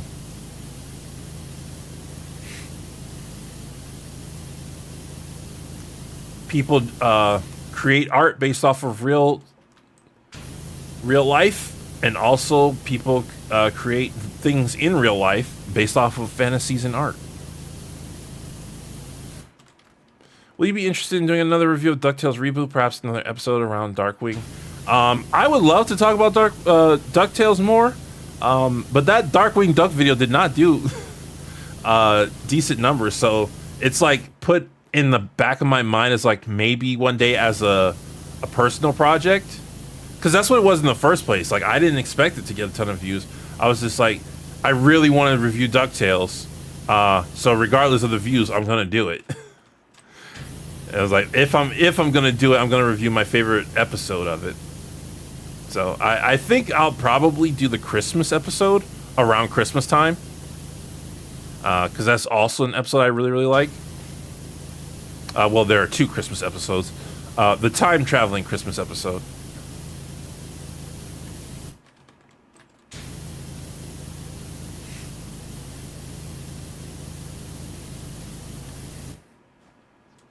So eventually everyone will be replaced and we'll have to be okay with that, right?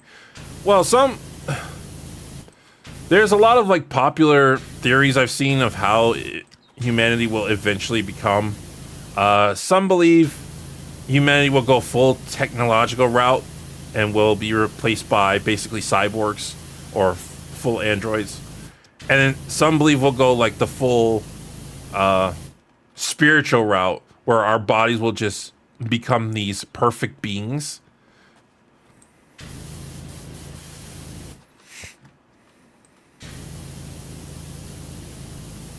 Or some amalgamation of both.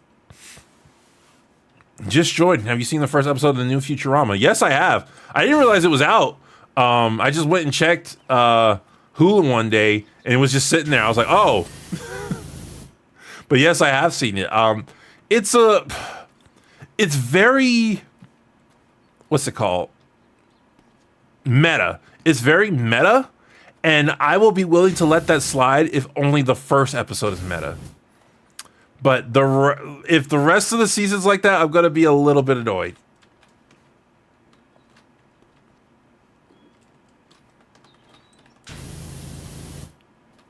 Oh, it's this piece right here. Come here, you. It's probably this top part.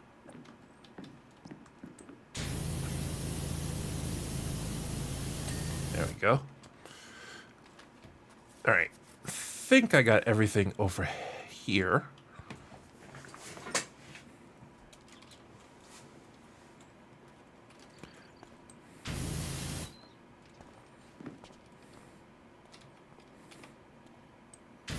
Are you watching the new season of Real Housewives of New York? The recasting is brilliant. No. I've never even heard of that. I am watching currently, like I said, I'm watching Wednesday. I'm also watching Better Call Saul. I'm on season 2 of Better Call Saul. And I tried to start watching The Boys. The first episode made me really uncomfortable. I said before, like, I don't think I'm as prudish as I used to be. The Boys is testing me with that. Because there was some stuff about The Boys that just made me so uncomfortable.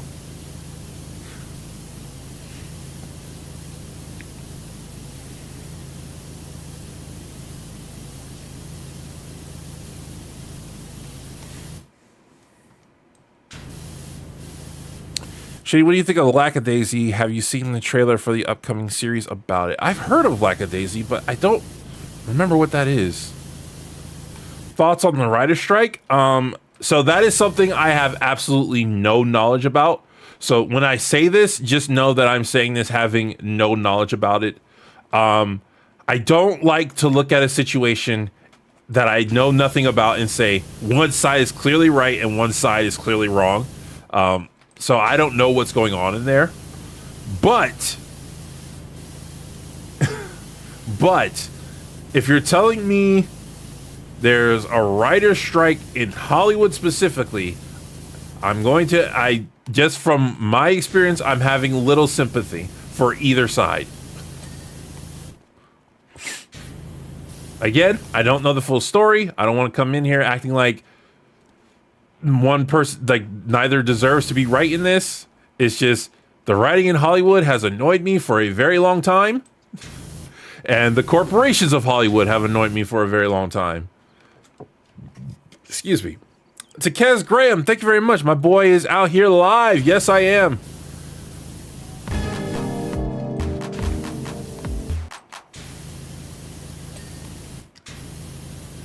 Just trying to give you guys some sweet, sweet content before I go back into my hidey hole.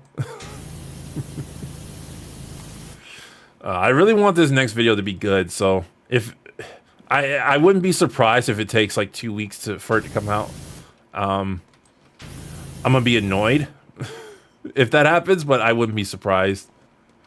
So yeah, we're dealing with a live stream for now, but you guys like live streams, so It's just me. I always get self-conscious with live streams. So I'm like, oh, they need a fully edited video. I'm not good off script.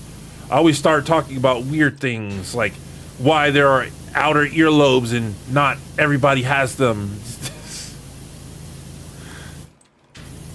Couldn't even do a proper off script. Thoughts on MCU Secret Invasion? I don't watch the MCU. Like I said, I don't want to get my hopes up with superhero stuff. Ever since Captain Marvel came out, I said with the MCU, I'm like, I wash my hands of this, because when I saw Captain Marvel, I didn't see the movie, but when I saw what they were introducing a new character right before Endgame, I said to myself, they're going to milk this. They're going to milk this, and it's going to get worse. So after Endgame, I'm stopping. The only thing I'll care about is Spider-Man. And I don't even like the Spider-Man movies. What's it called? No Way Home? That movie that everybody loves? That movie annoys me so much. I'm a huge Spider-Man fan, and that movie just annoys me so much.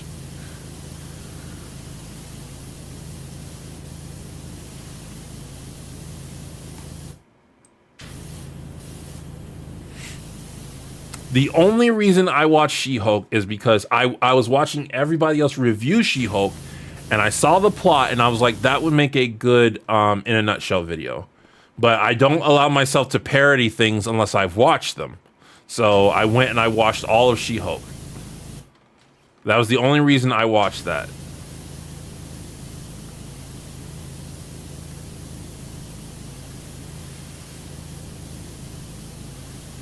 No Way Home sucks. Shady is right. I don't know if I'd say it sucks, but I think it has so many problems, and it annoys me that people don't realize the only reason it's so loved is because of nostalgia.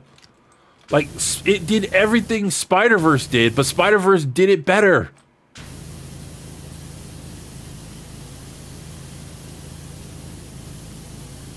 And also, I was just livid when they pretended like Venom was going to be in the movie.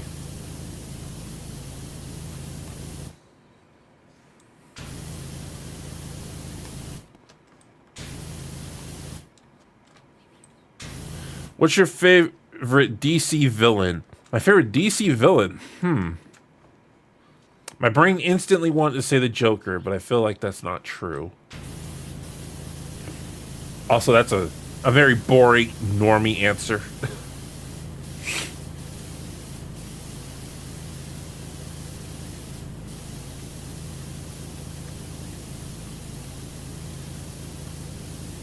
I think I might have to settle with that, though, the Joker.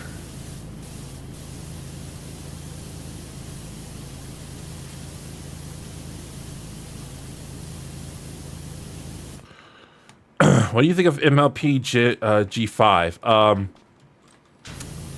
I didn't finish G4, but the problem with G5 was that it decided to branch off of G4 and not pay attention to how it branched off. I was watching C-Puff Person's video on G5, and she said something I disagreed with. She said that My Little Pony is not the type of series to really get caught up in the lore and stuff like that. And I'm like, I heavily disagree with that. Because the show decided to stick to the lore, but then decided that they didn't care how closely they stuck to it. Kaz Graham, thank you very much. They keep trying to make Peter Iron Man Jr. That's my issue with MCU Spider-Man. Yep, that's why I didn't like... I didn't like any of the first two Spider-Man because they weren't Spider-Man movies. They were Iron Boy movies. And that Peter Parker is not Peter Parker. He doesn't act like Peter Parker. No Way Home is the first MCU movie where Peter Parker... Well, no. Civil War, he acted somewhat like Peter Parker. I actually really liked Peter Parker in Civil War. But No Way Home is really where they go back to him acting like Peter Parker. But they made so many plot mistakes.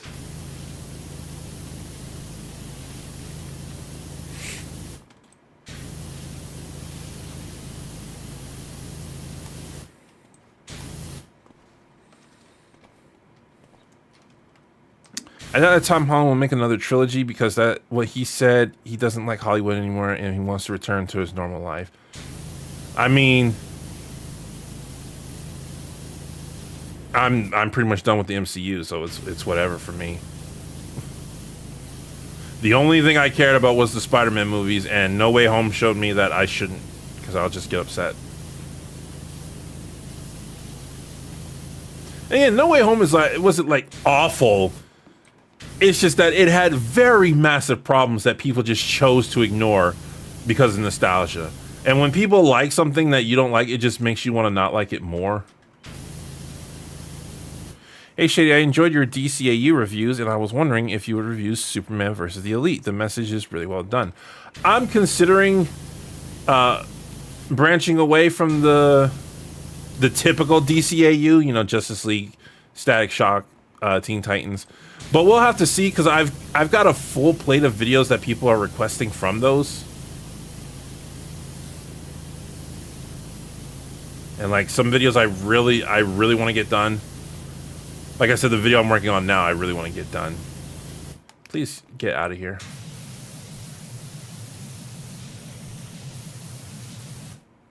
Go away. Go away. Thank you.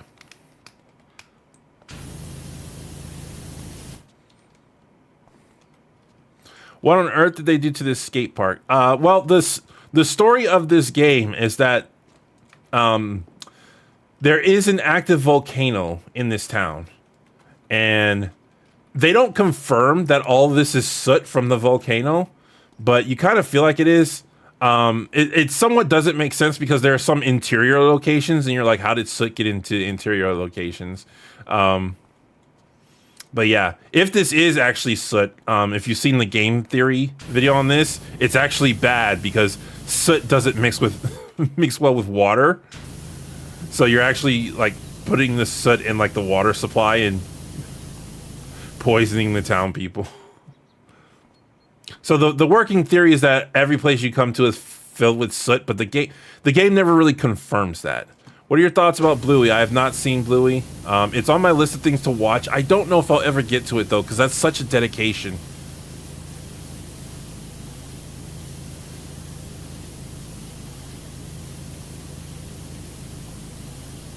There's a SpongeBob map. Yes, there is. I chose this map because I wasn't sure how long I was going to be streaming. And when you choose like the newer maps, they don't always give you all your equipment. But there's still maps on here like I haven't played because they just came out with a bunch. Well, I shouldn't say just. They, sometime within the last year, came out with a bunch of new maps. It's just a calm, relaxing game to play. It's a good time waster if you're just like having a really stressful day and you just want to chill for a little bit. What do you think of the Lizard's portrayal in The Amazing Spider-Man? It's all right. The Amazing Spider-Man, though, is my least favorite Spider-Man of all time because they changed Peter Parker from an outcast to a hipster, and that really annoyed me. Like, one of the reasons I connect with Peter Parker so much is because he was an outcast. Like, he didn't reject the world rejected him, and in turn, he got angry at the world. And as a kid, I've really felt that on a personal level. And then the Amazing Spider-Man was like, well, he's got to be a hipster now, so he's really got to be separated from the world, which is more how I act now, but still I don't really like that aspect of it.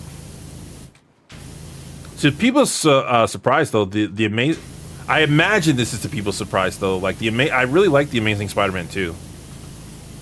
I know it's considered one of the weaker films of the Spider-Man movies, but I actually really like it. Like the confusion of all the villains didn't affect me because I read comics, and that kind of stuff happens in the comics all the time. But I know you can't translate that necessarily to a movie. You know, what works in comics doesn't work in movies necessarily.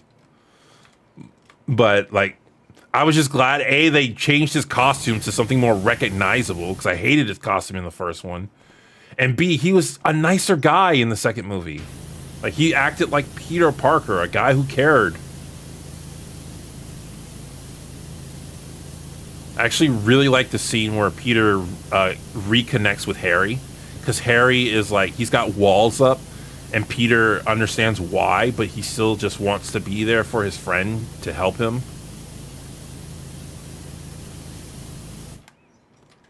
90s Spider-Man series was the GOAT. Okay, I am nostalgia blind when it comes to the 90s Spider-Man series, so it will always be my favorite, but the GOAT is Spectacular Spider-Man.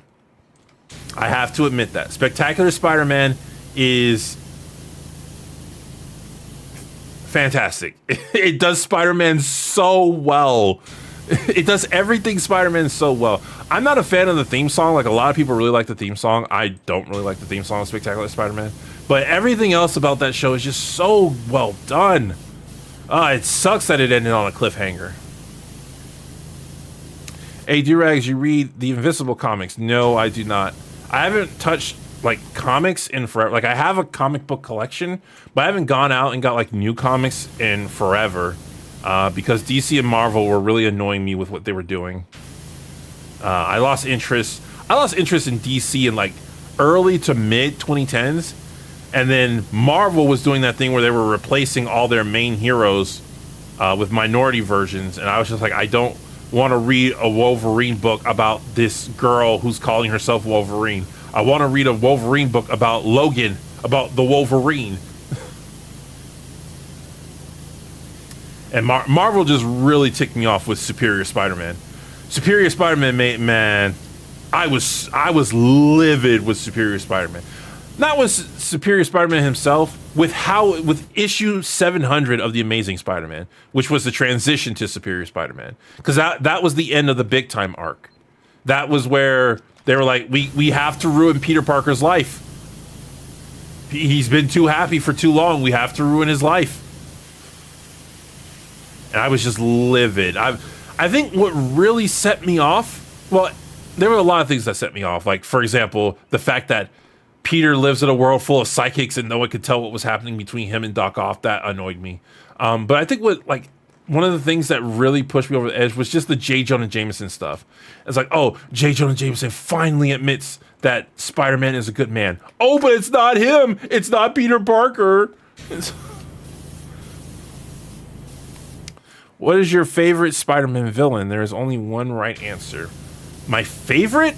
Venom. That would be Venom. Objectively, the best is between Green Goblin and Doc Ock, but my favorite is definitely Venom.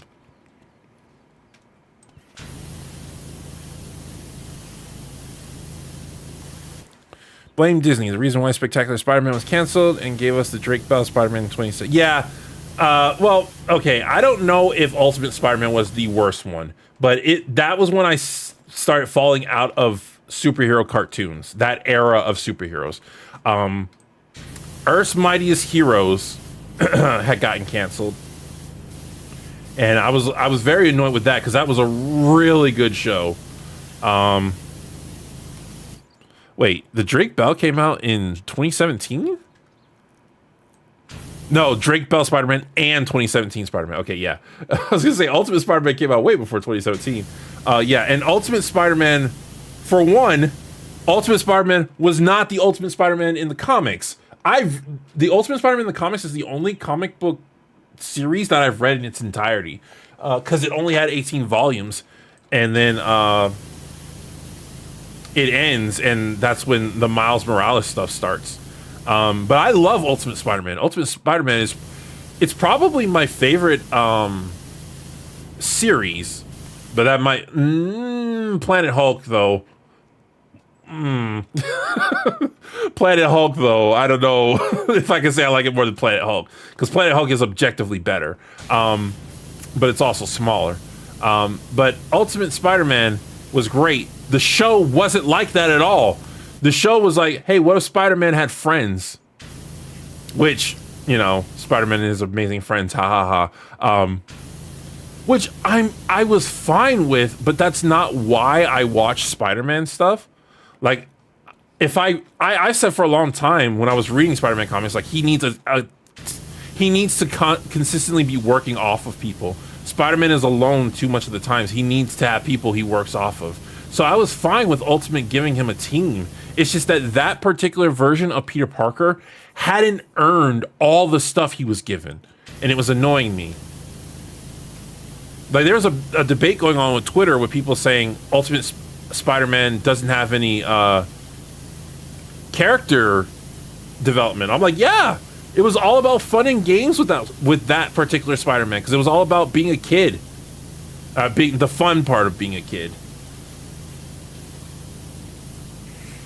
So it's like, I'm not mad that Ultimate Spider-Man exists, but it definitely wasn't for me. In 2017 Spider-Man, I just didn't see any interest in watching because the art style was just so generic and boring. I don't even know what the story was about. The art style just bored me, so I was like, nah, I'm not watching this. Did you ever read the New 52 run of Green Lantern, aka one of the few things the New 52 got right? I did, but I don't remember. Again, I can't read that name, but thank you very much for the donation. Nihagsvredi92. Thank you very much. I appreciate it.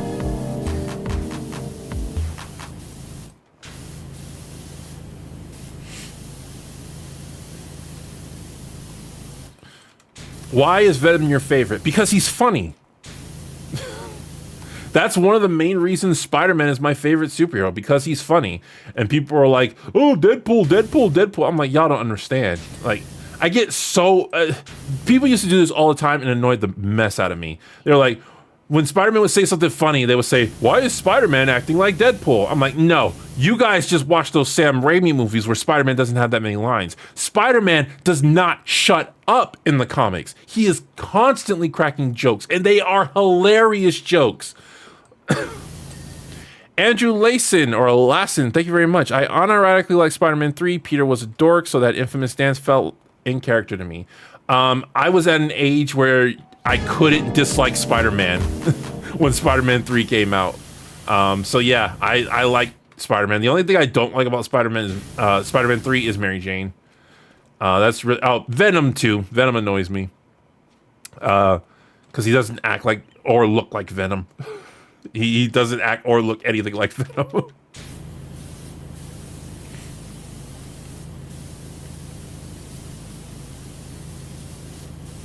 Shady, you see the Miraculous movie and thoughts? I have not seen it. I'm trying to get back into my Miraculous reviews, but they're part of my second channel.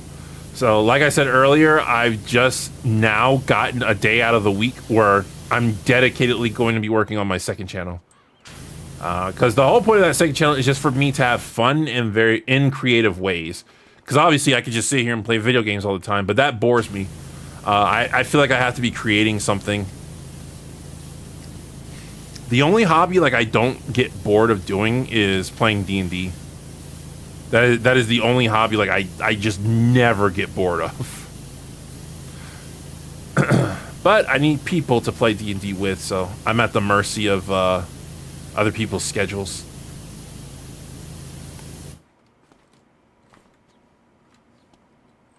My fans expect a certain amount of quippage every battle. Yeah, that sounds like a Peter line. I really hope that wasn't a Deadpool line, because that sounds like a Spider-Man line. I remember one of the things that floored me. I think I told this joke before. But one of the things that floored me was Peter was just patrolling the streets, and he saw this crazy homeless guy, and he's like, "S.H.I.E.L.D. is after me! S.H.I.E.L.D. is after me!" Obviously, S.H.I.E.L.D. wasn't after the guy. He was just crazy. And he's like trying to calm the guy down. He's like, whoa, we'll get through this. Then these giant robots show up, and they clearly want to attack Spider-Man. And he just stares at them and says, if you guys are with S.H.I.E.L.D., the homeless guy went that way. I lost it so hard when I read that. My goodness gracious.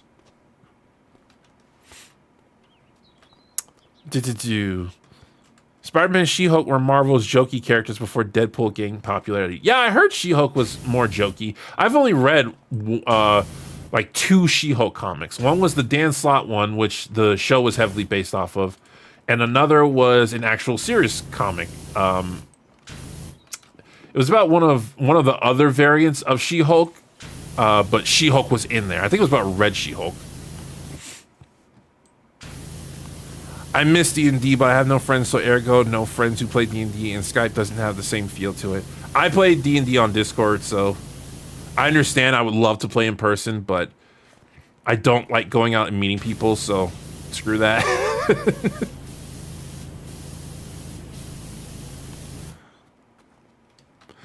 Who better, Thanos or Darkseid? I prefer Darkseid. Darkseid is objectively stronger, so like Darkseid is insanely powerful.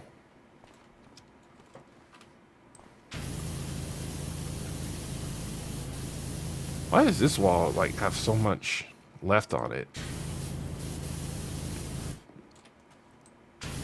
Is this wall this wall? Oh, because it's part of, okay, that's why. They're the same wall.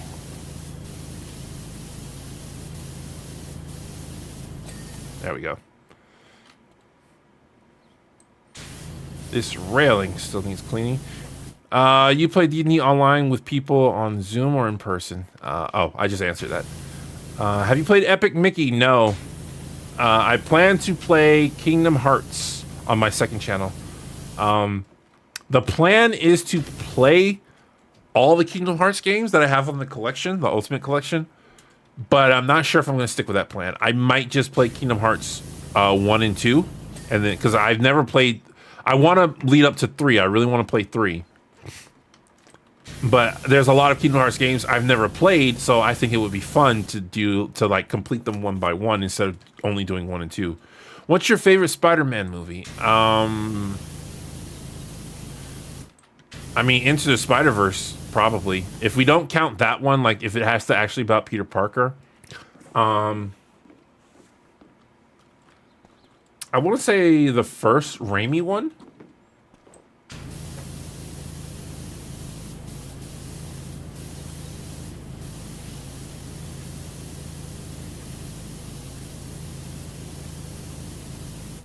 Maybe second Amazing Spider-Man. What's the second channel? Hold on. I think I have a command for that. Let me see if this works. I think this works. Let me see if I can summon the bot. There it is. Yep, works.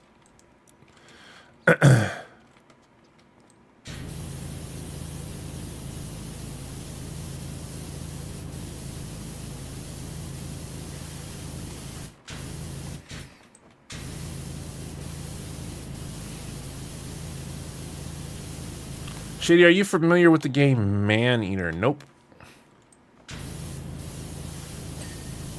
I is not.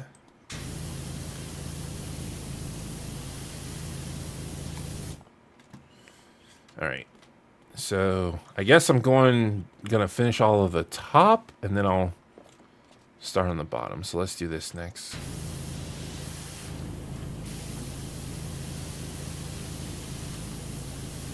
Will you make Tanjiro work and She-Hulk doesn't? I recommend Demon Slayer. Can't wait for you to review. Demon Slayer, is that anime? I'm as I constantly say every time somebody asks about anime, I'm trying to get back into it, but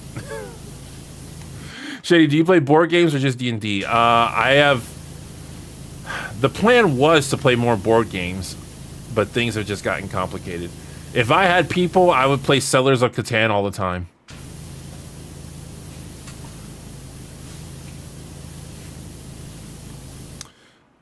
I'll forever lament living in a world where Bruce Campbell isn't Mysterio. Sad. Yeah, it's sad.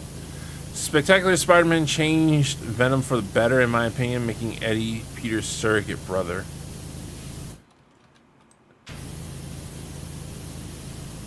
Well, in the comics, like, Eddie Brock becomes a much better person. Oh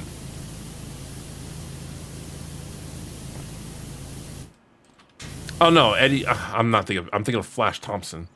He does in the comics. He does become a better person. If you've ever played the video game that came out on PlayStation, like that showed the complications of Venom. That yeah, he was a villain, but also he was kind of an anti-hero who didn't always see Spider-Man as his enemy. That's like really where my first experience with Venom comes from. How about Total War Warhammer? I have not played that, no.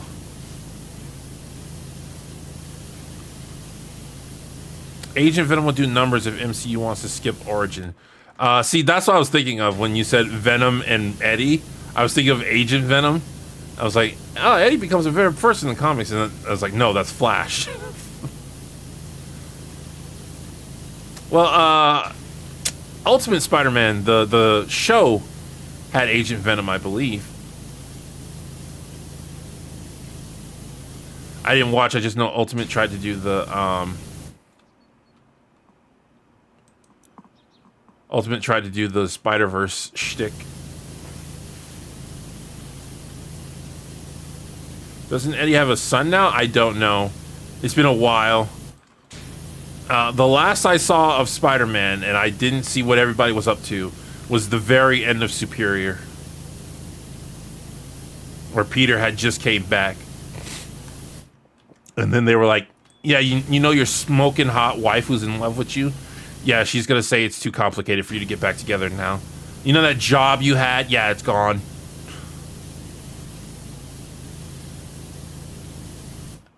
Shady, what do you think of the Punisher's way of dealing with criminals? I don't think it... hold on, let me read this first. Common sense. Thank you very much. Common sense. Thank you very much. Sorry. If talked about the problem with Lois and Amber, I would like to say Maria from Deadly Class did the secret reveal drama better. Shame no one knows. Never heard of that one. What do you think of Punisher's way of dealing with criminals? I think it's dependent on the society. Like, the thing is, our current justice system obviously isn't perfect, doesn't always catch the criminals. So I can't say everybody always gets justice. And even if those who do get justice, there are some people who are, like, they're so powerful, they're just above the law. So I can't say what the Punisher does is effective. The only thing I can say is that I don't condone it. Because I don't think you make a system better by doing what the Punisher does.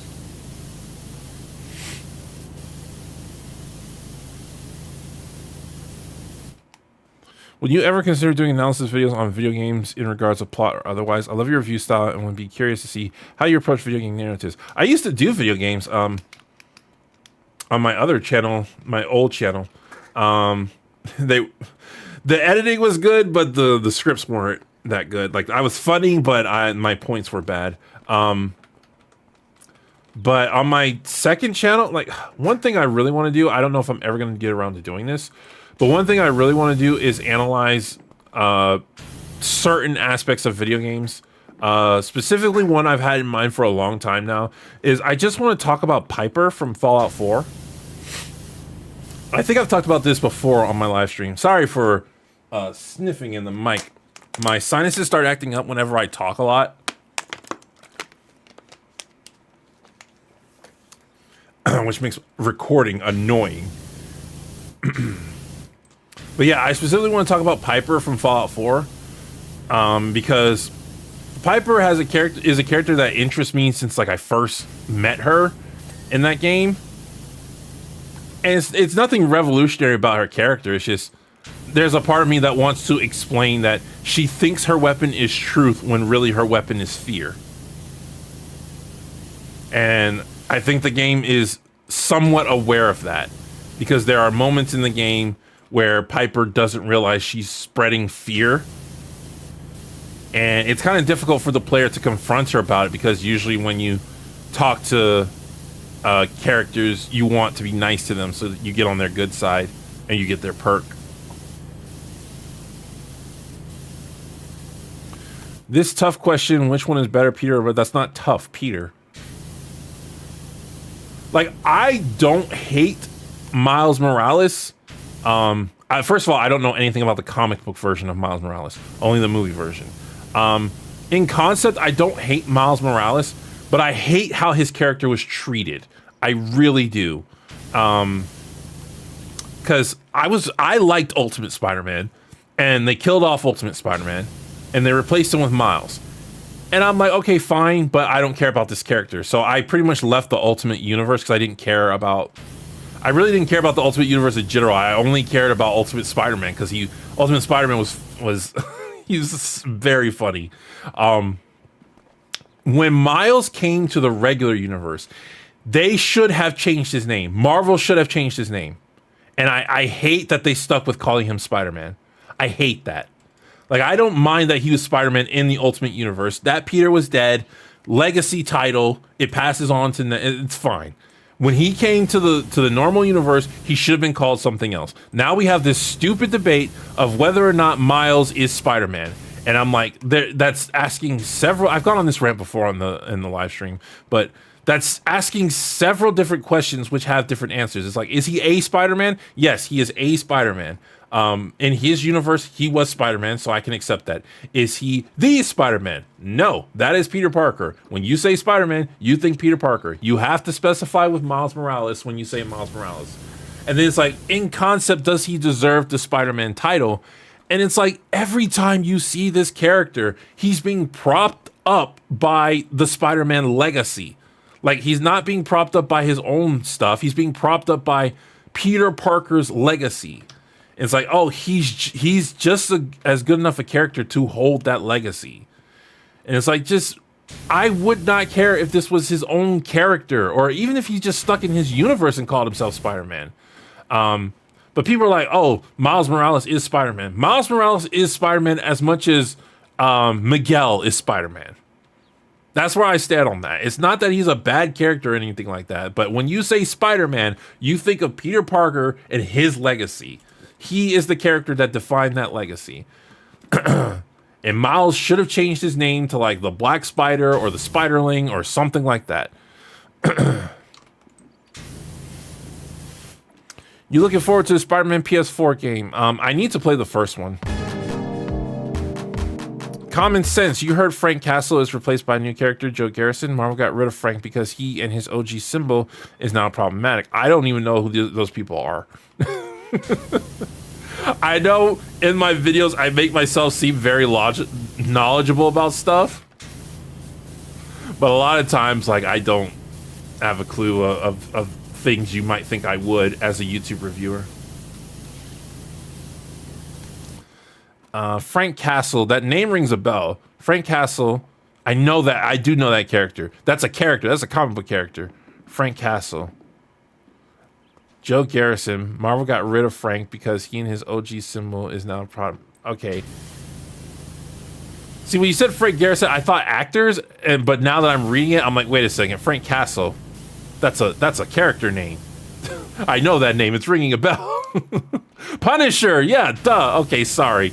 That's the same thing, though. Like, I say all the time, like, I love comics. I read a lot of comics growing up. I read more comics than the average person. I did not read more comics than the average comic book reader. So there's a lot of stuff about comics that I don't know, and I don't want to deceive people into thinking I'm like an expert on comic book lore or something like that. Bob, thank you very much. My big issue with Miles is they keep rebooting him so he doesn't have a solid foundation for his own mythos. I like PS Miles, but it's hard to get invested knowing it's going to get swept under the rug. Yep. Miles is, for the new movies, he's going to get a trilogy, and that's going to be it. They're not going to keep going with him.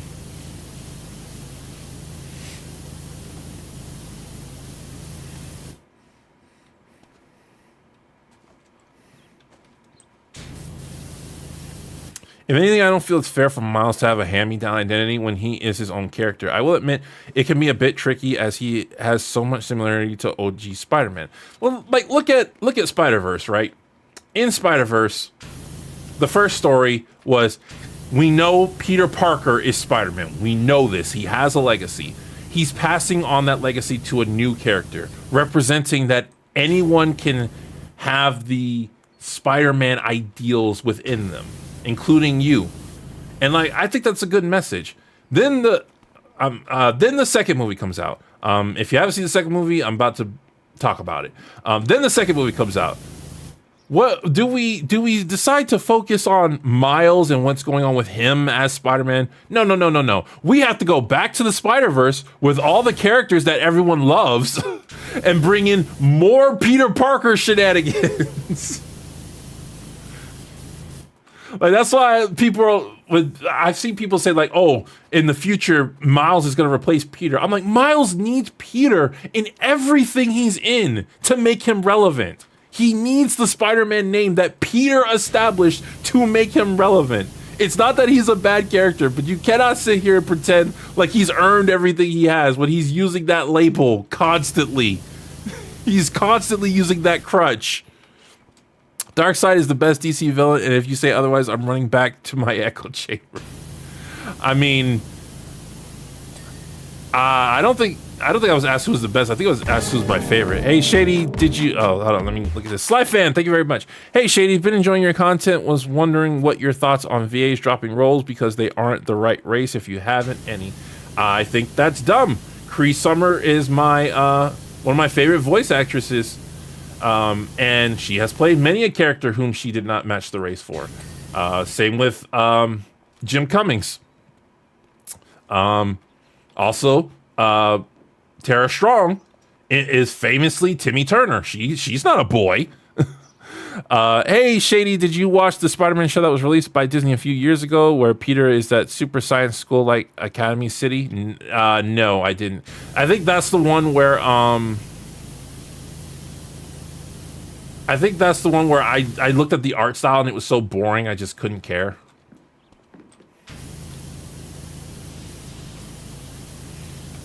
But yeah, in regards to the whole, I think anybody can play any role.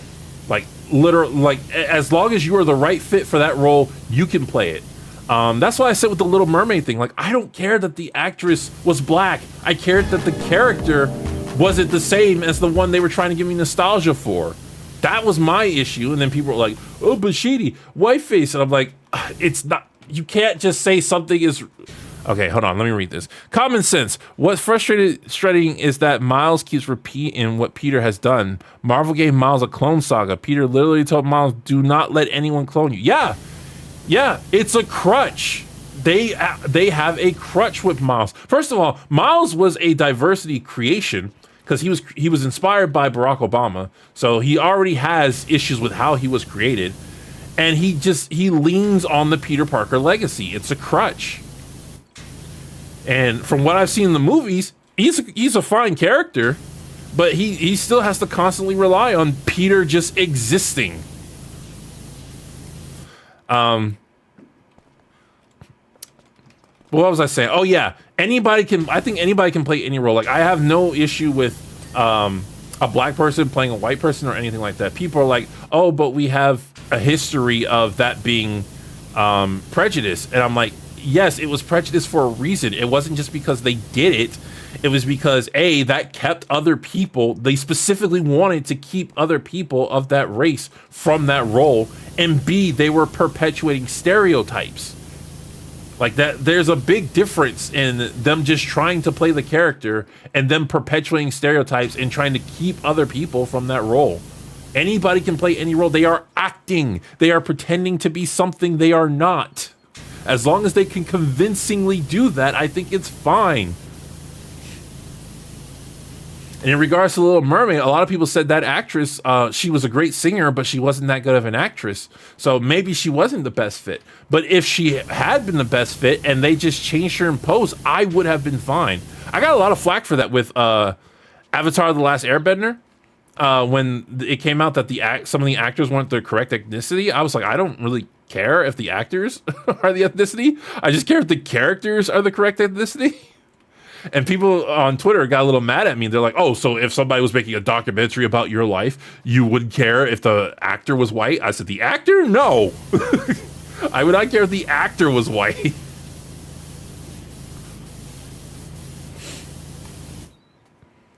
What do you think of the concept of Miles being Thor? I think it's a fun little idea surrounded by controversy.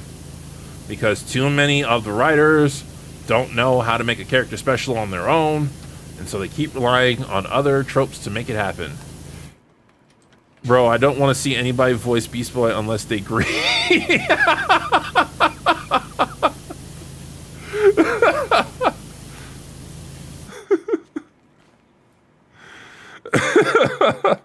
That made me chuckle. He literally contracted that he was to be called Spider-Man. Exactly what I'm talking. DCAU Amazel. I will give Comic Amazel would get turned into a smear on the floor. Nobody's allowed to be anything unless they are that thing. That woman who played Ash Ketchum for so many years, gotta cancel her. Oh, don't get me started on the Pikachu voice actress.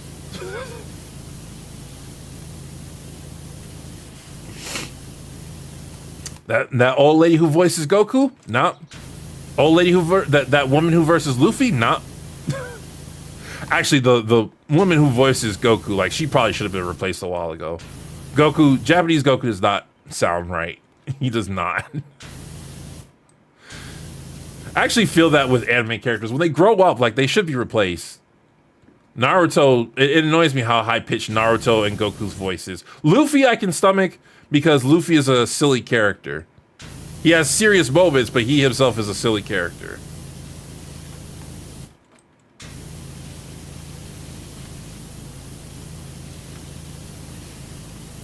I feel the most missing element in today's stories is humor. They always try to be funny instead of writing anything true to the character itself. I mean, the attempt at humor is there in a lot of stories. MCU is doing too much humor.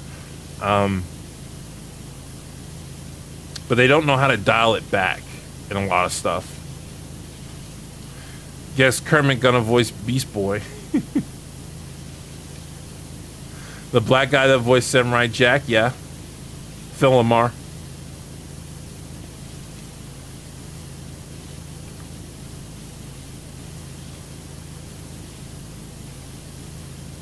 I'm so disappointed that they didn't make some hybrid animal of electric eel mouse that make Pikachu noises for the sound of Pikachu. Oh, you watch One Piece? Nice. I used to watch One Piece. I stopped at the Dressrosa arc. It annoyed me very much. I'm sure the story is still fine if you read the manga. It's just watching the anime. The Dressrosa arc was torture. The pacing was so bad.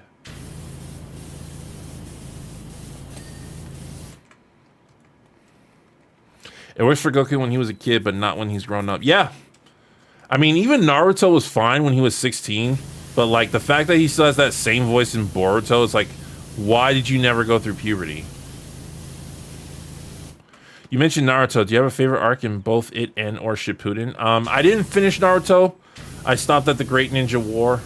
My favorite arc in Naruto, probably the Sasuke retrieval arc. That's the arc that made me open my eyes to Neji. Neji has ever since that arc been my favorite Naruto character. He's still my favorite Naruto character. He's freaking dead.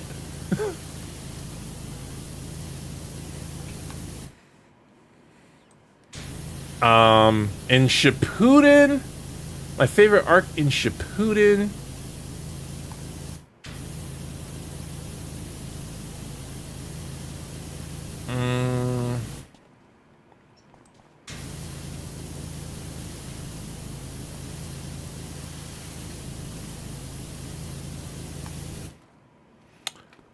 Maybe the Pain arc? I really like the Pain arc.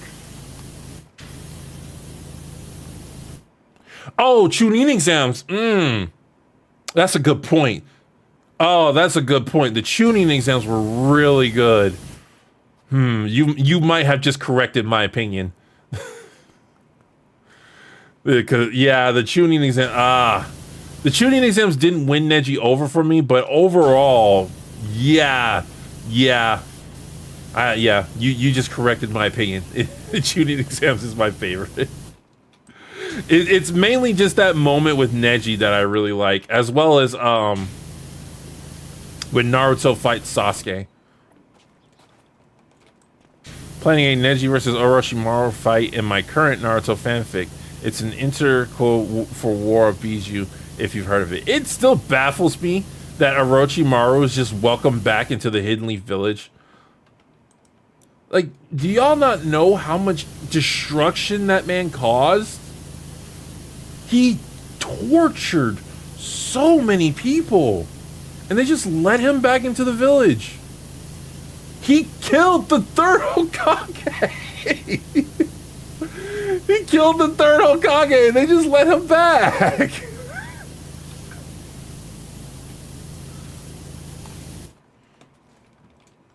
Yep, Usopp has done pretty dirty story-wise. Hopefully they are just waiting for the crew to get to Elbaf to give him his shining growth. Yeah, I don't understand what they're trying to do with Usopp, because his arc, every time he goes through an arc, it's constantly, I'm a coward, but I don't want to leave my friends behind.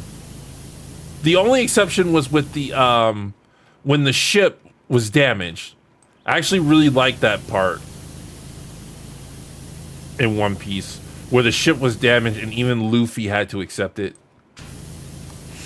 Because Usopp got so mad at Luffy. He was like, you say you can do the impossible all the time, but now that the ship is in danger, you're saying we can't fix it? Like, I love that.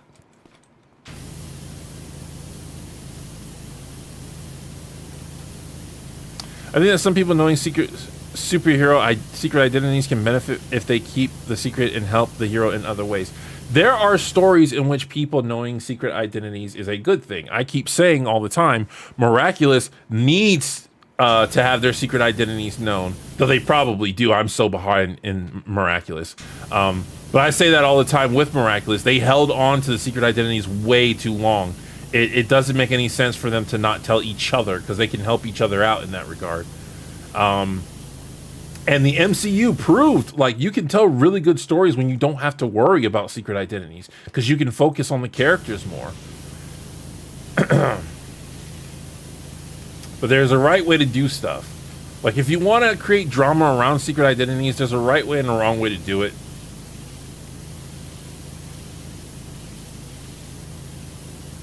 A lot of children have that problem with too much forgiveness. Some just do it better than others. Dragon Ball Z somewhat gets away with it, because for Goku, it wasn't about forgiveness. With Vegeta and Piccolo, he just wanted a challenge. he wanted to have a better fight later. He didn't even forgive Frieza. He was just like, I know I can beat Frieza if he does something awful.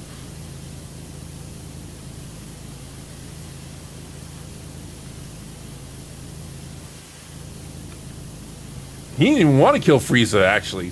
He was going to let him live. He was like, hey, you can live. Just know that I'm out there, and if you do something wrong, I'm going to come and kill you.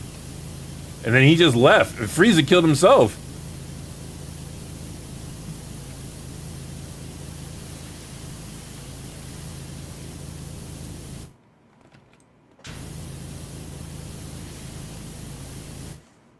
What do you think of Guts from Berserk? I have not seen Berserk.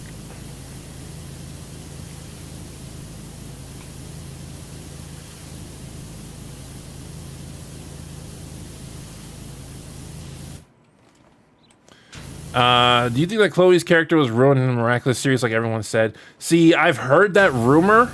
I haven't gotten to that point yet, though, that her character was ruined. Because where I got to, her character was going through a both really good and really bad arc. Well, no, a both really good but potentially bad arc. The last thing I saw with Chloe was she was told she couldn't be Queen Bee anymore. And she... Basically, they use context clues to say that Chloe is not Ladybug's #1 fan anymore. So I'm still trying to work my way through. I think it's season 3 I'm in, maybe season 4.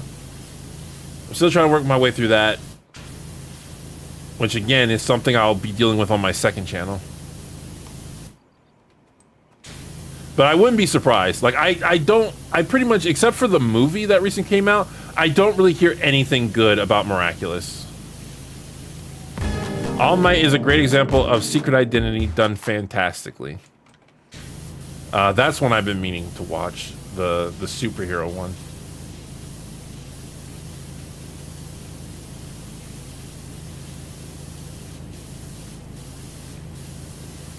The Shinobi Union. Not sure what that's a reference to. Villain Saga Berserker are my top 10 lists. Hey Shady, do you think Peggy in King of the Hill got her massive ego after the skydiving accident she had? I would have to check. I think the skydiving was season 3. I would say that probably increased it, but I don't know if she got it from that.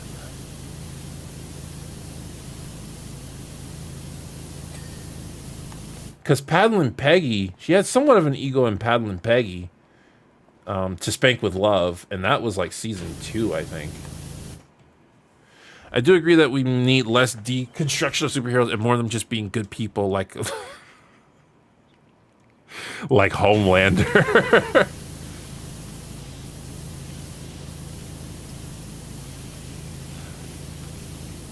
Like, I say in my videos all the time that I miss heroes who are just good people, is because they want to make every hero nowadays a great character. It's like, I'm fine with great characters, just don't make every single superhero like that. It's just some random guy put it really well. The good heroes define the light, and the dark heroes define the light, and vice versa.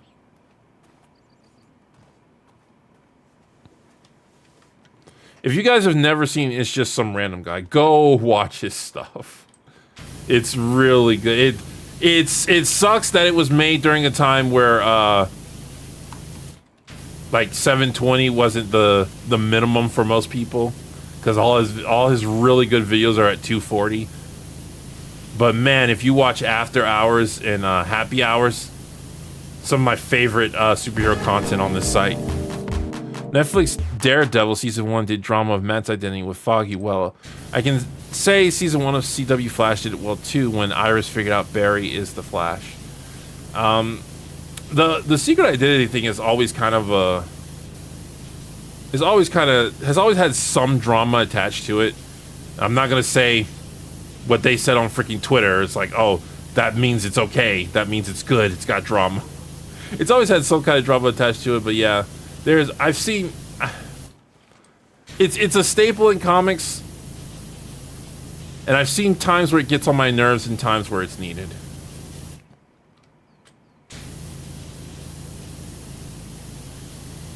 Shady, did you see the movie Violet Night? No, I actually kind of wanted to see that. What I kind of want to do is start going to the movie theaters more, just to broaden my horizon on movies. Also, I want to get a movie pass, but like I can't justify it unless I go to the movies at least twice a month. Oh, are you going to talk about Lois finding out Clark's secret identity 4 episodes in the Superman show and how you're?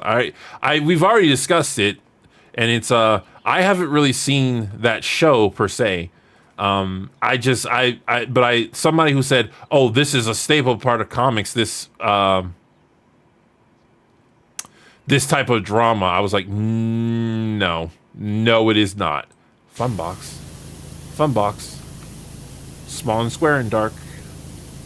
Funbox, oh Funbox, check out these cool holocs. Is this the Funbox?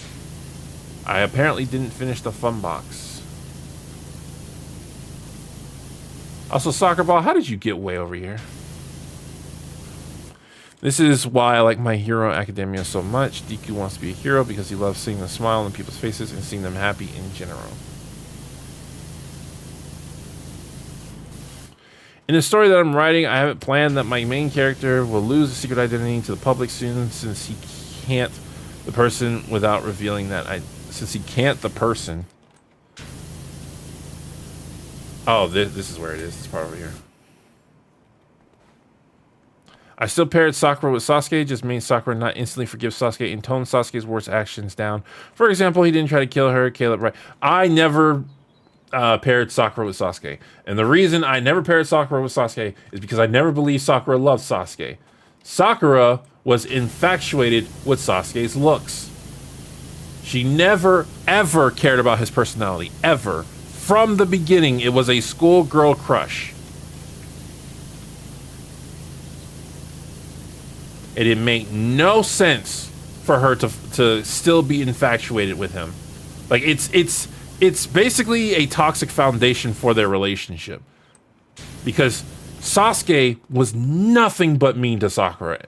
And she still just was hopelessly in love with him.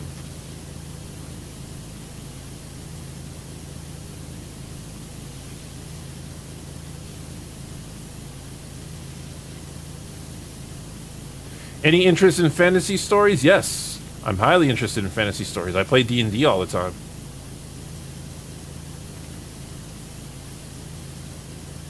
Would Sasuke and Hinata fit better? No.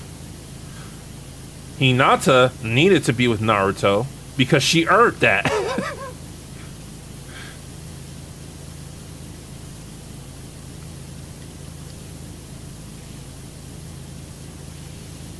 Hinata liked Naruto specifically for the trials he went through, and he persevered. She saw him before pretty much anyone else saw him. And she jumped in front of a killer who she knew she couldn't beat, or she was pretty sure she couldn't beat, just to help Naruto. Like, that is some serious dedication. Same with Sonic and Amy. I'm a bit more forgiving of Sonic and Amy because they're not supposed to be taken seriously. Like, it's just supposed to be haha goofy characters. But yeah, honestly, obviously, like, Amy shouldn't keep trying to chase Sonic when he keeps telling her, when he's making it pretty obvious he doesn't care about her in the same way. But that's if I take that notion seriously. Like, the more fun relationship between Sonic and Amy is in Sonic Boom. Because in Sonic Boom, they both clearly like each other, but they either won't admit it or they just won't admit it publicly. Like, there's kind of hints that they secretly have a thing going on that nobody knows about. Actually, there were moments in part 1 with Sasuke actually caring deeply about Sakura. He kept pushing her away since he didn't want her to be caught up with his revenge. I don't recall. And I watched part 1 a lot. Like, because it took a while for Shippuden to make it over to the States. I watched part 1 very much a lot. The only part I can remember where Sasuke was like, oh, I care about you, Sakura, was right when he was leaving. And she's like, if you leave, I'll scream. Like, and no, that's still, I'm not even going to say he cared about her. Because he punched her in the gut. Would you prefer your heroes to be morally great, unwavering, righteous, or something else? I prefer a mixture of heroes. I prefer a superhero team where the heroes have diverse personalities that work off of each other. My favorite trope, my favorite aspect of storytelling is when characters foil each other.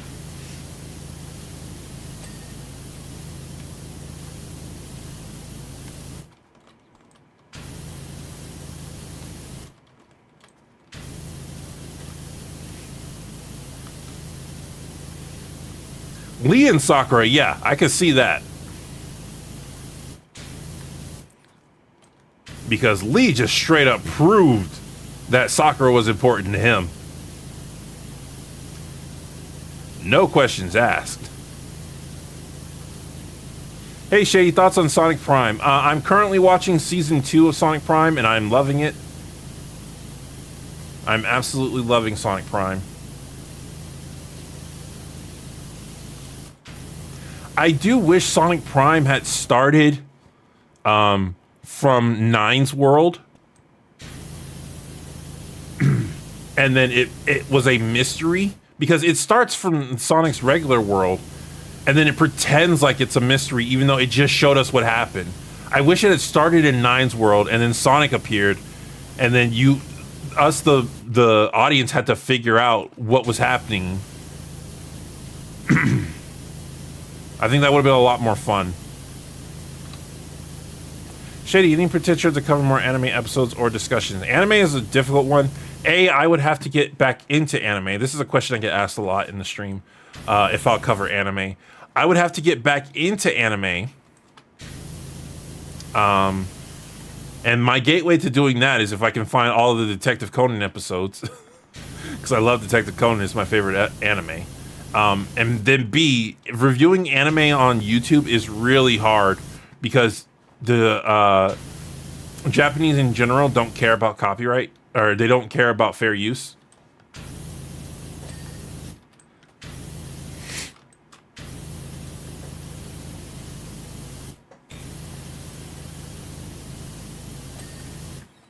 On characters, what are your thoughts on Itachi Uchiha? I see him as one of Shippuden's biggest blunders and on one of the worst Mary Susan fictions. I love Itachi. I don't really see Itachi as a Mary Sue because I see him as a paragon. I think they messed up in that they made him too big of a villain and then shifted too suddenly to, oh, but he was a good guy this whole time. Here's what actually happened. But if you take that at face value and you say he was a good guy the whole time, he was more so supposed to be a paragon. He was a paragon that couldn't find the solution, so ultimately he was going to sacrifice himself so somebody else could find the solution. But I really like his character. The anime brother I didn't like was Ace. Ace absolutely annoyed me because Ace was supposed to be a paragon originally, and then his death just, when you have to sit through so much filler watching Luffy trying to save Ace, and then he finally gets there and Ace messes the whole thing up. It's so annoying. It's like, what was the point of us going on this long journey? What caused you to get out of watching anime? At the time, I was watching a bunch of anime that really ticked me off. It was Naruto Shippuden during the Great Ninja War, One Piece during the Dressrosa, and Hitman Reborn during the Future arc. And all three of them simultaneously had so much filler. They were either stalling or they had filler. And it just annoyed me so much. Like, I just didn't want to watch anime anymore. And then part of it was also I was watching some Slice of Life. And the Slice of Life I was watching kept doing this thing where it introduced a new character to keep the drama going. And I was like, no, this anime should be over. You guys cheated multiple times.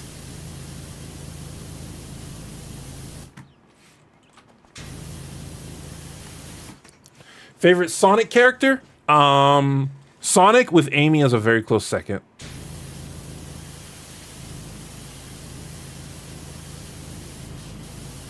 Ace was trying to protect Luffy. No. Ace, they were told to run. Ace turned around because of pride. Luffy was only in that situation because Ace turned around. They told Ace not to turn around and he couldn't make it. And he turned around because of pride.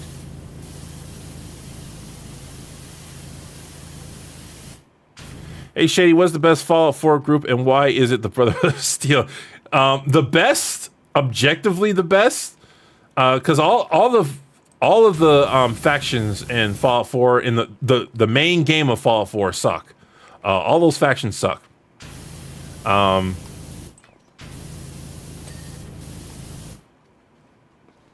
But I think the Institute is the absolute worst. The reason the Institute ticks me off so much is because they are just bad scientists. Like, the Institute is straight up evil, and they're just bad scientists. Oh, my goodness.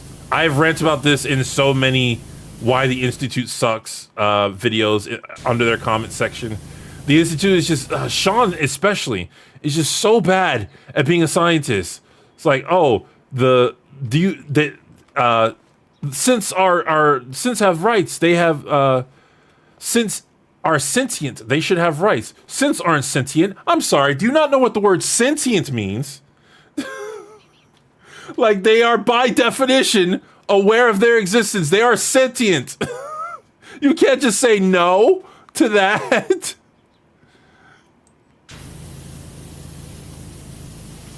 And then it's like, oh, I'm going to prove to you that synths, if left unchecked, will cause harm to the world. Here's one synth, sample size extremely small, doing something bad. It's like, oh, so you mean free will? Like, there are Raider leaders who aren't synths. And it even says in the Raider leader's notes that he wasn't, like, he didn't like doing this Raider life, but he kind of felt like he had no choice. But I think, like, the best... I want to say it's the railroad. Not the railroad. The Minutemen. The Minutemen annoy me, too, because the Minutemen are... They don't listen, and they make me do everything. But at the same time, they're willing to work with everyone, as long as it's for the good of the Commonwealth. For a long time, I hated the railroad the most, but the Institute just really got my goat. The thing about the Brotherhood of Steel is they're exactly what they're supposed to be. The Brotherhood of Steel is supposed to be these annoying, very prejudiced people. All right, I'm gonna move to this for a bit. Come here. Maybe I'll do another level, but I'm not tired of streaming yet, so just answer some questions. Move the questions over here. So I'm still looking at the camera.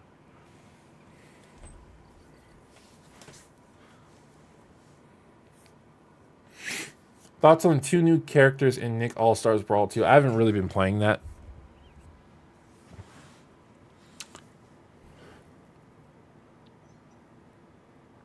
Like, Sean is so detached and apathetic. Sean, yeah, he is detached and apathetic. And it's for really obvious reasons that a scientist should be able to see. Plus, their experiments are just dumb. It's like, oh, we need to experiment on these plants on a farm, so we're not going to go out to somewhere secluded and do it. We're going to replace somebody so that it draws suspicion to us. Oh, we need these things from these people own. This intelligence. Oh, they're willing to give it to us? Okay, good. Now we'll kill them. Also, they are just straight up selfish because the Commonwealth was forming a government that the Institute wanted to be a part of, but they weren't making much progress, so the Institute left. Then the Institute just sent synths in to kill everybody. It's like, well, if we can't run this government the way we want, then we're just going to kill everybody. Like, the Institute is straight up evil. They are wrong, they are evil, and they don't know how science works. Are you going to watch the DCU under James Gunn? Probably not. I mean, again, I'm trying to get more into certain movies, but, like, I don't want to get my hopes up with superheroes because those characters mean stuff to me, and it genuinely annoys me when people abuse that. I forgot how much I hated Bethesda's writing. Like, I will stand by that Fallout 3 and Fallout 4 are good games. Their writing is not as good as New Vegas, but they are good games. And Fallout 3 especially has a lot of little hidden secrets that make for good RPG. But New Vegas is definitely the superior.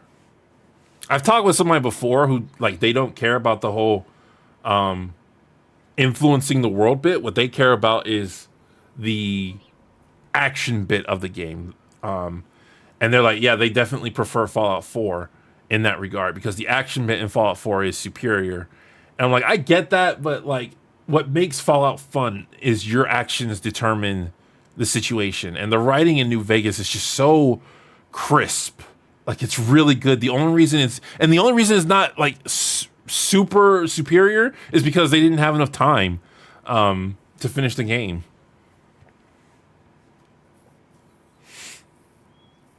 What are your thoughts on Peter B. Parker? I disagree with Drinker.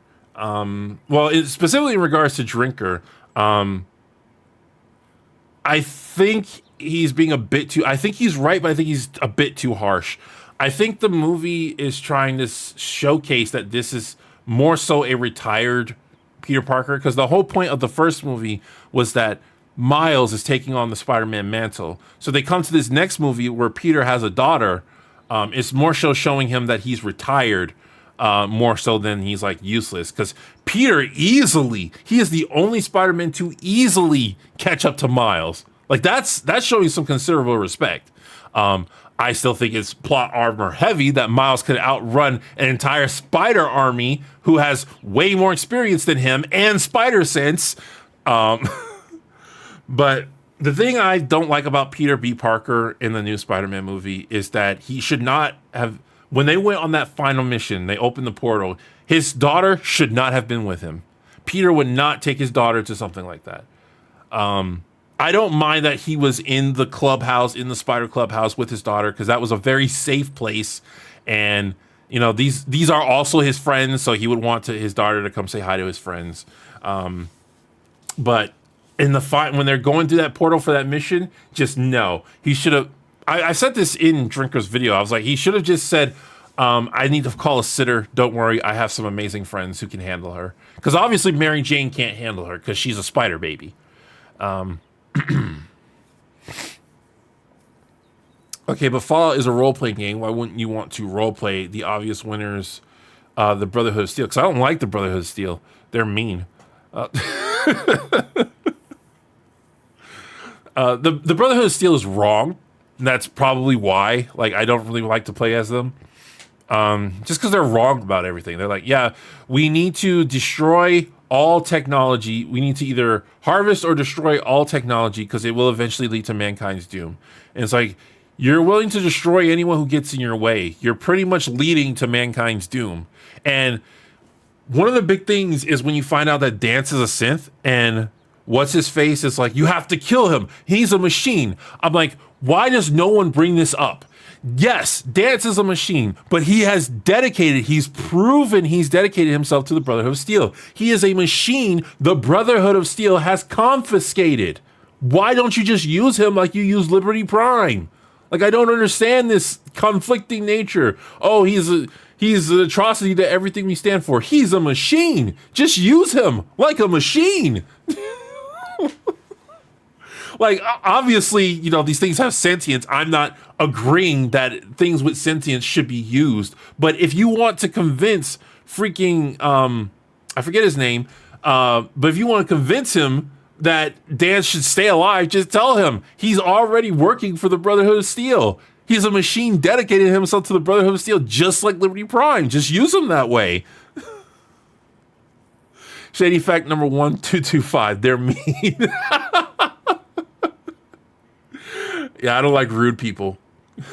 See, that's why I never want to betray Hancock, because Hancock's always nice. I've never betrayed I've never stolen from Hancock, but I think if you steal from Hancock, like, he doesn't care. Because every time after you do the Bobby mission, Hancock says he's kind of upset with himself because before he would have gone on a mission with Bobby, and now he's the one like laying down the law. He feels like he has too much power. I love Drinker. Let me give you an example. If some style baby Peter should protect him, there is a reason why Peter B. Parker, while Peter B. brings daughter, since has artificial sentience. Okay, they still have sentience. I mean, you probably weren't meaning that as like a comeback to me. You were probably just stating it. Yeah, it's true though. They are mean. Yeah, the Brotherhood of Steel are mean. I think like the best faction in the overall game, including the DLC, is probably Far Harbor. Like, obviously most people agree that Far Harbor is the better DLC, but of the three factions in Far Harbor, like the synths in Far Harbor, the synths themselves are not that bad, but freaking what's his face was willing to do a lot of bad stuff. Specifically, he was willing to murder. That's the big thing. And obviously, I don't like the followers of Adam, because they're also mean. Hey Shady, do you like Transformers at all? I enjoy the first Transformers live action movie. There are some cartoons that I grew up with, but like they don't have my nostalgia completely. Is Peter B's Mayday an anomaly, or Miguel let it slide because there's other Mayday variants? I don't know why Mayday would be an anomaly. Hi, Shady, new subscriber here. I enjoy your videos on Teen Titans. Thank you very much. I enjoy them too. I actually convinced Bobby to walk away one time, but I never saw her again, and Travis still says she disappeared. Poor Bobby. I'm not sure what that's in context to. The coconut crab and Fallout and Far Harbor scares me. I still haven't played Far Harbor. I'm trying to finish my current run through of Fallout 4. I'm like at level 87. I always quit before I finish the game because I don't care about the plot. I really don't care about the plot. I get to the point where all the factions are my friends, and then I just go around constructing settlements. And I've only done one DLC, and that's the robot one, and also the vault one.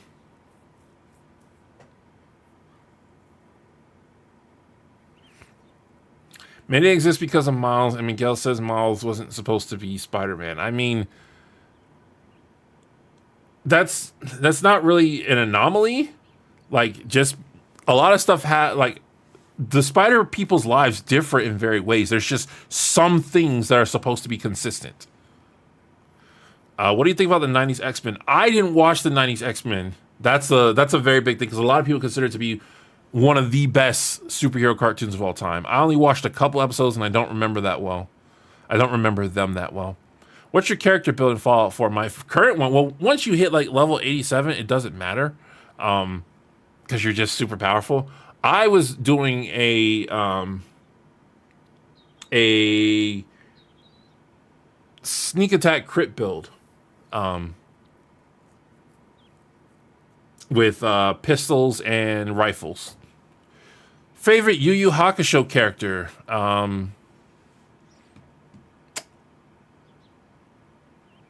want to say Hiei. Part of me is also saying not Kurama, but the Nine Tails Kurama. Okay, who is the best faction in New Vegas, and why is it Caesar's Legion? The best faction in New Vegas is House. That's just objectively true. New Vegas is a lot more interesting thing to talk about because all the factions have a really good point, except for Yes Man. Yes Man is just power.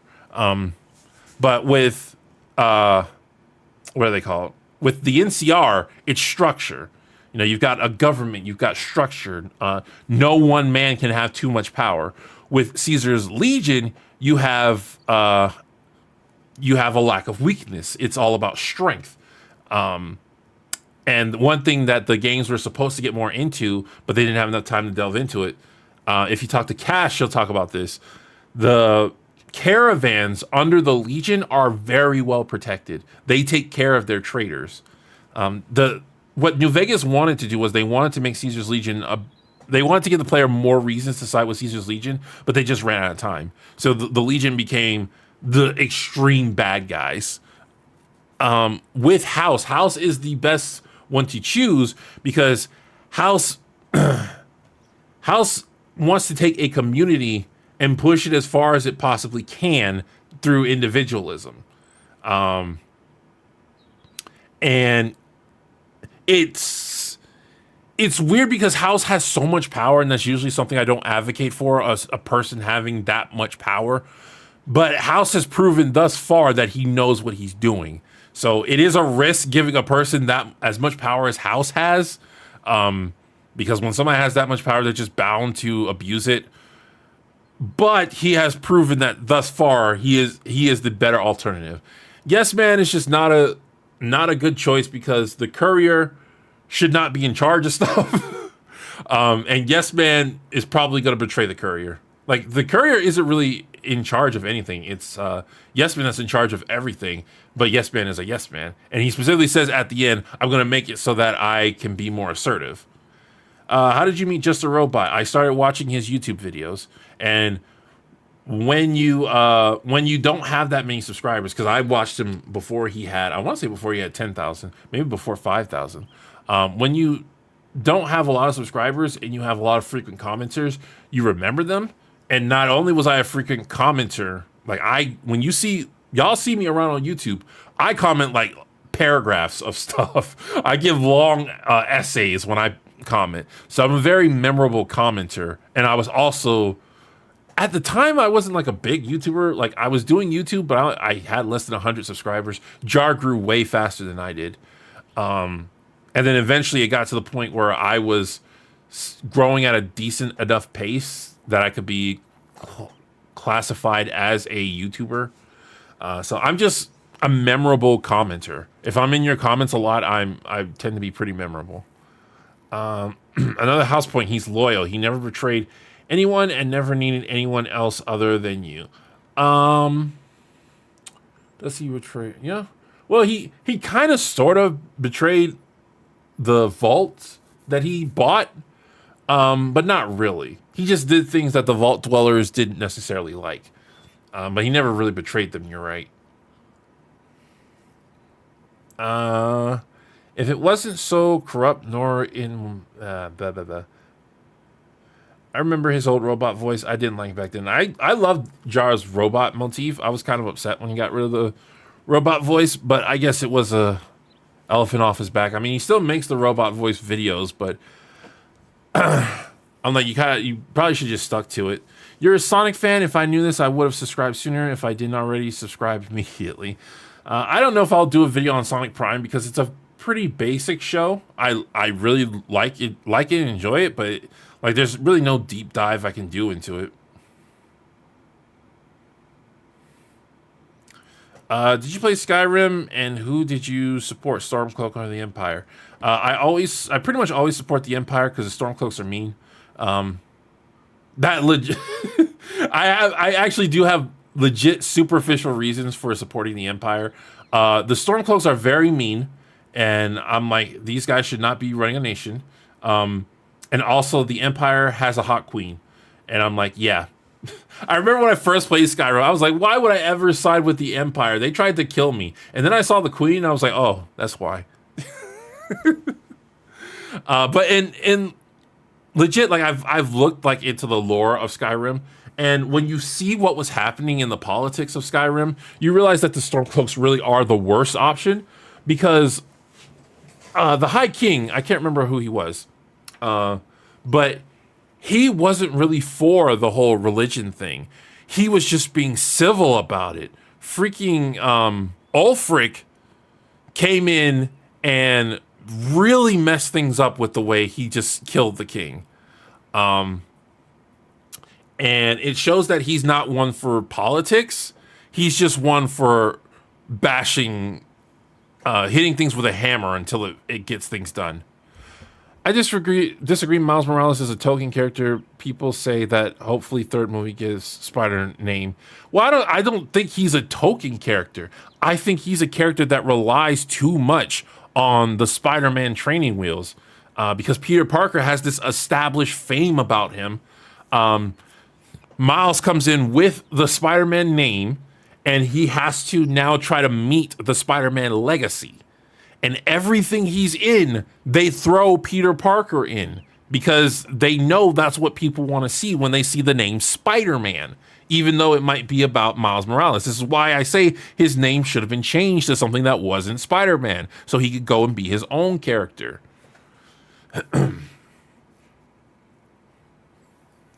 Have you seen the 90s Sonic cartoon? No, I have seen Sonic Underground, though. I used to watch Sonic Underground a lot. What I like about the Empire is the fact that while it seems like they're under the Thalmor's boot, they are actually preparing to fight. That was the thing. The old High King was like not okay with what the Thalmor were doing. They were not okay with this whole stuff. They were just trying to be civil about it. Freaking Ulfric was like, no, I don't want to do that. Like, I agree with the Stormcloaks. They should have freedom of religion, but like I said, they're mean. Would you ever review Scooby-Doo Mystery Inc? That's on my list of things to watch. I want to see. Or wait. Which Scooby-Doo Mystery Inc? I saw that and I thought Mystery Incorporated. I'm not sure. Is that what you mean, Mystery Incorporated? Or is there something else called Scooby-Doo Mystery Inc. that I'm not realizing? Mystery Incorporated I wanted to watch because a lot of people say that's the best version of Scooby-Doo. I was planning to review Velma, but like I have all this Velma footage, but then I just was like, nah. And I only made that short video. I wanted to do it in a nutshell with Velma. I still think in a nutshell would be a good idea. I just couldn't really think of a good script for it.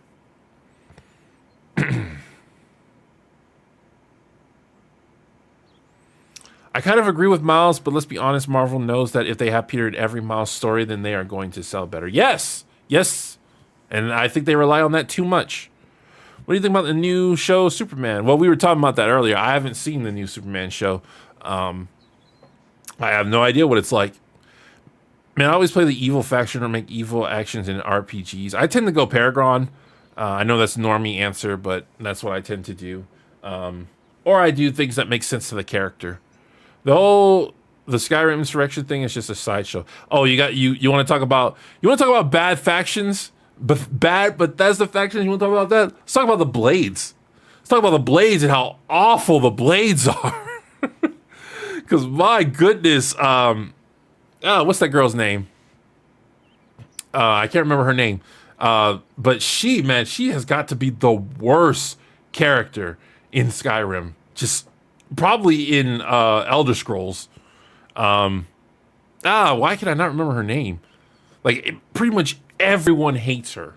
Everyone hates this character. Y'all know who I'm talking about. I cannot remember her name. But golly, like, because the whole big thing with them is that the Blades don't really do that much in the story.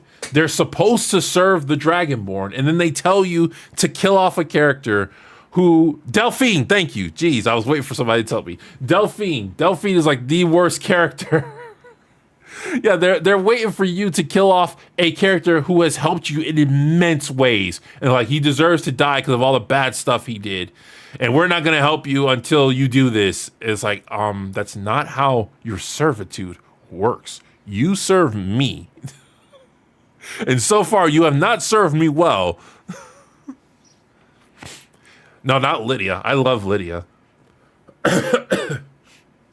Lydia and her prejudice battle cries as she runs into a bunch of elves. Skyrim belongs to the Nords. Me, a non-Nord. Yeah. Blades, we serve the Dragonborn until we don't. Delphine, I'm literally above you in rank. Okay, I'm still not tired, so let's get some more visuals.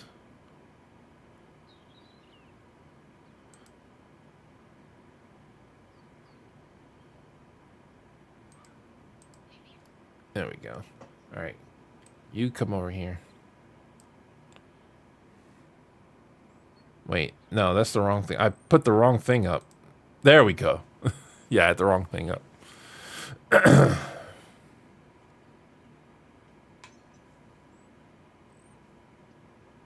The only reason the Blades served the Dragonborn in the first place is because they were really good at slaying dragons, so it does actually kind of make sense. I didn't kill him because he's understood the wrongs he had committed and even agreed that Delphine's hate towards him was appropriate. So no to High Guardian Spice review? No, I don't really see the point of me reviewing High Guardian Spice. Everybody knows what's wrong with that show. All right, what should I do? I don't want to dedicate myself to a very big job because I'll like end the stream in the middle of it.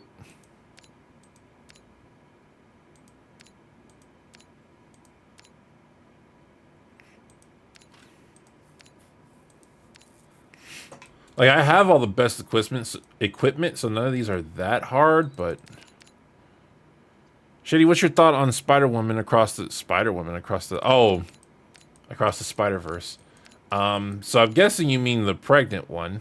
I mean, I don't understand people's hatred of that woman. I've seen people hate on that woman in, Here, I'll just do this house. I've seen people hate on that woman, and I'm like, that woman stuck her neck out for Gwen. Like, why do you hate her? Gwen broke so many rules.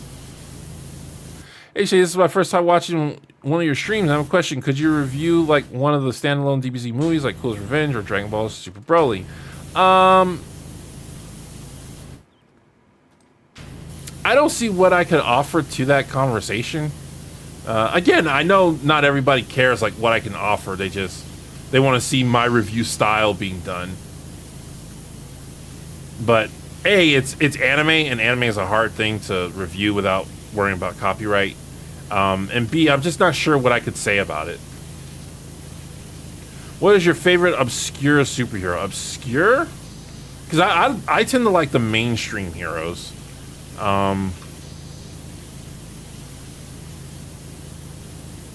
Obscure superhero.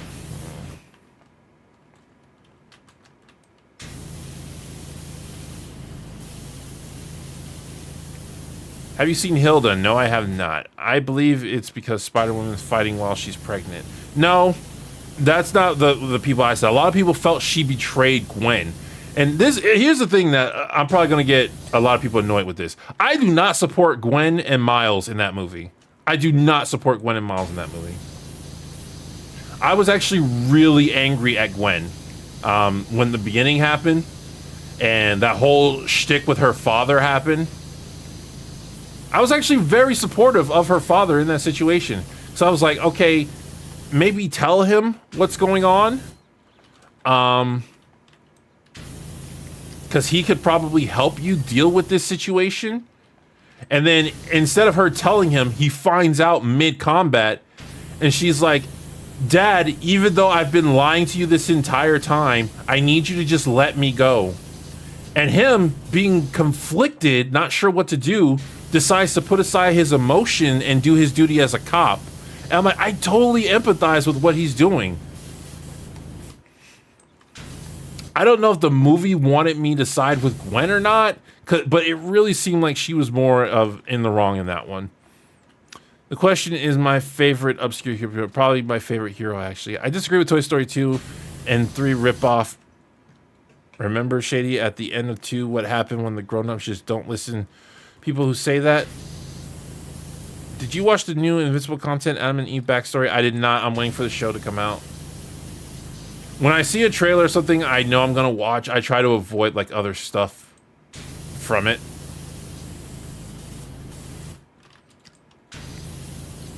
I know I'm gonna watch the season 2 of Invincible, so I don't really want to watch anything else from it.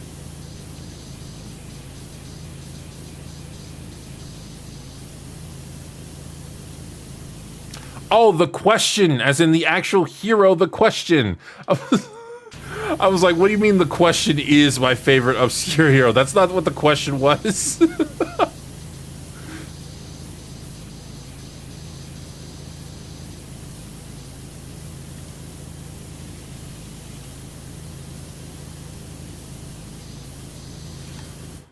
Why is Richard Grayson your favorite DC character? I like him too, but I am not deep into his lore. Richard Grayson was one of the first heroes I identified with because he was skilled like Batman, but he was quirky. I like the comedic heroes, and as Robin, he was very kid-friendly. Not the original Robin, but like...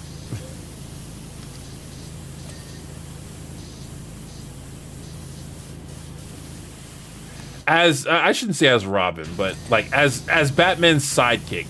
Because I've never really read a comic with the original Robin, but whenever Grayson and Batman get together, Grayson doesn't act like his serious self. He acts like a kid, because that's basically his dad that he's that he's working with. And when you get around your old mentor, you start to act like your old self. What are your thoughts on King of the Hill reboot that's due for 2024? I don't really have thoughts on it. It's gonna happen, and I'm gonna have to take a look at it. I'm hoping I'll have something to say about it when it comes out, because I know people are gonna want me to review it. I watched your letterbox. You say that Ant-Man and Wasp Quantumanium. You're saying that I will never MCU again. I never saw Ant-Man and the Wasp Quantumanium. Batman Beyond Terry McGinnis for life. See, saying that Miles Morales is Spider-Man is like saying Terry McGinnis is Batman. And it's like, can you really say that with Bruce Wayne in the room?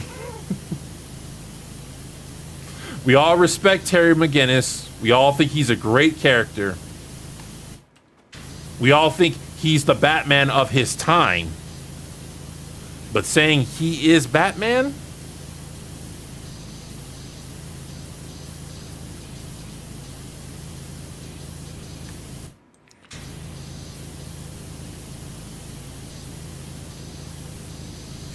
Also, Robin was my favorite character in Teen Titans, which was my favorite superhero show. Not objectively the best one, but still my favorite. Which I didn't realize it was my favorite until like last year.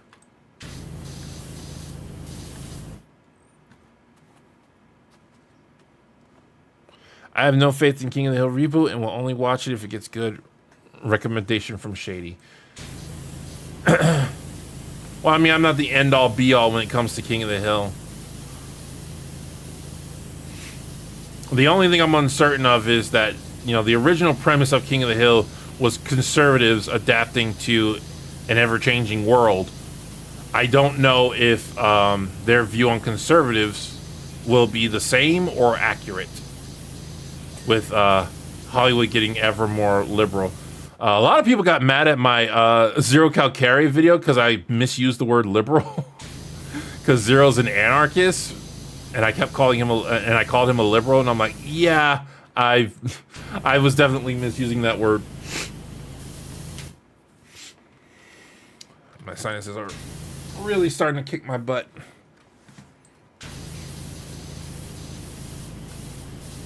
I've only been streaming 3 hours. I'm gonna take care of this right quick. I will be right back.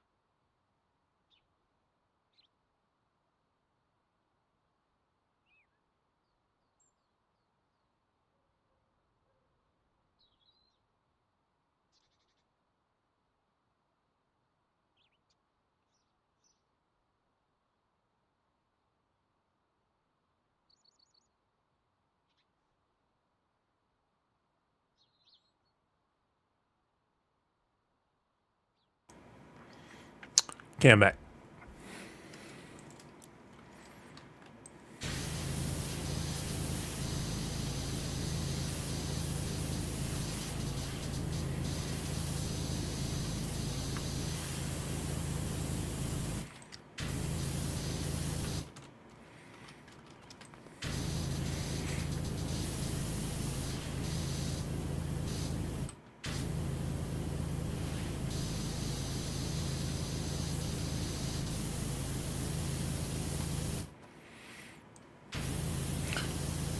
I just figured out like King of the Hill stands for King of the Hill. I thought it was Knights of the Old Republic.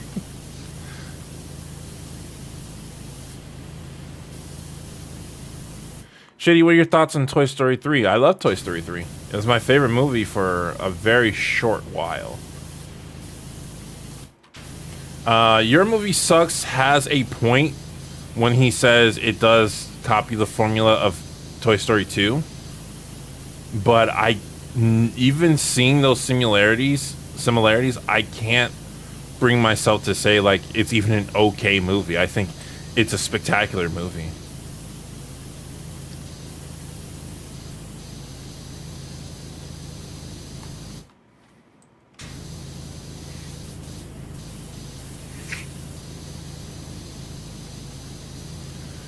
I meet Mike Judge, brother, in the supermarket line. That was pretty interesting. He had a King of the Hill jacket on.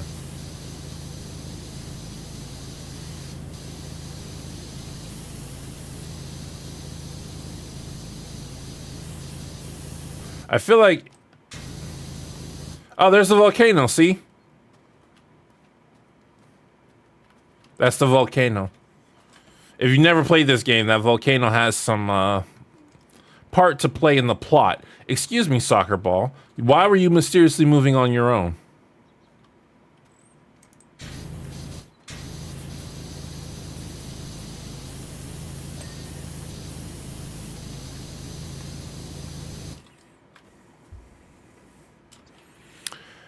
I'm always happy to see Brendan Fraser working again. That man was my childhood. Get to see him again. It is weird that he just kind of disappeared from work. Like, I don't remember people getting tired of him.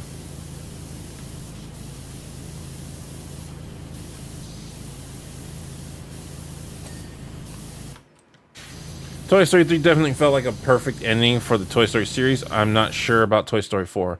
Yeah, I just pretty much boycotted Toy Story 4. I disagree with Your Movie Sucks. Let's become evil at very beginning. I would have to rewatch it. The main thing I remember Your Movie Sucks saying is that it followed a lot of story beats from 2. And I'm like, yeah, I can see what you're saying there. I disagreed with him, and I was really annoyed when he said this. I think it was either him, Nostalgia Critic, or both. But somebody said that, oh, Andy's really weird and a creeper for playing with toys with this little girl. And I'm like, why? Like, I don't understand this mentality. Like, I have a niece. I don't understand why you wouldn't let yourself play. Like, even when I was in college, I was like, this isn't weird. He's just letting himself look goofy one last time to play with this little kid. When you play with little kids, that's how you play with them. You get into it.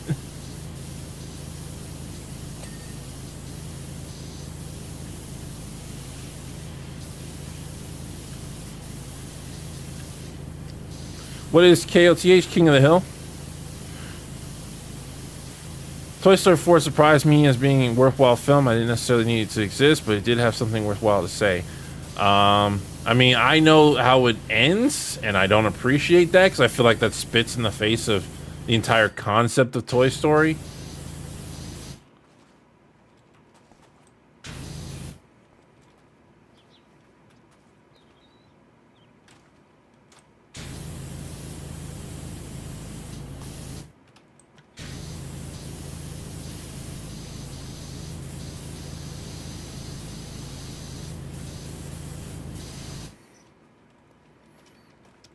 Shady might get clipped for that. Clipped for what? What did I say?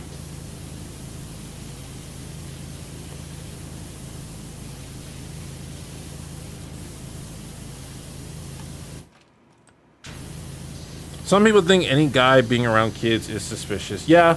I mean, that was a big thing in the 2010s, too. It was like guys would just ignore crying children because they didn't want to get accused of anything inappropriate.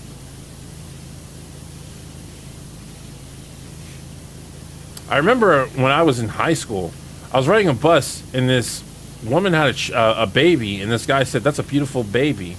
And this other guy next to him was like, "What did you just say?" He's like, "That's a beautiful baby." And the dude's like, "You're sick, man, sick." It's like, I'm like, that's a common thing to say about babies.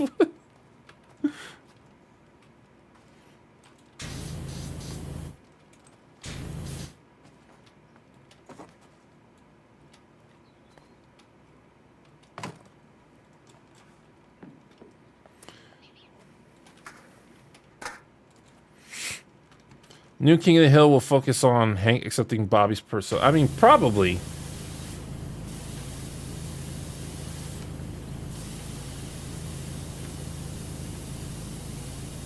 There will probably be some of that. Or something like that.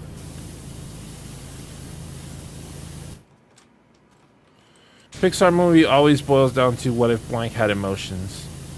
Yeah, somebody, who was it? Was it Enter or was it Saber Spark? Somebody said this and they made a really good point. And it was that, maybe it was Sea Puff. Anyway, they said that, Pixar has put themselves in a box where they can't just tell fun stories. They have to constantly be super serious. And it's limiting their creative potential. And I absolutely agree with that. Like, DreamWorks can do all sorts of different kinds of work. Sometimes silly, sometimes super serious. Illumination has kind of put themselves in a box too, where they only do super silly stuff. They're just in the opposite direction of Pixar.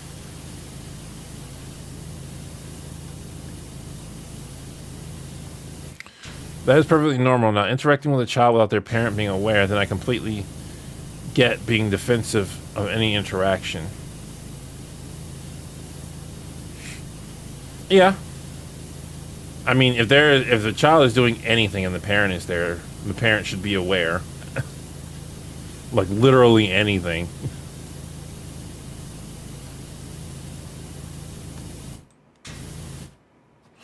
Wasn't that the resolution of the final King of the Hill episode? Hank finally accepts Bobby. Hank accepted Bobby in a lot of episodes. I haven't seen the final episode of King of the Hill.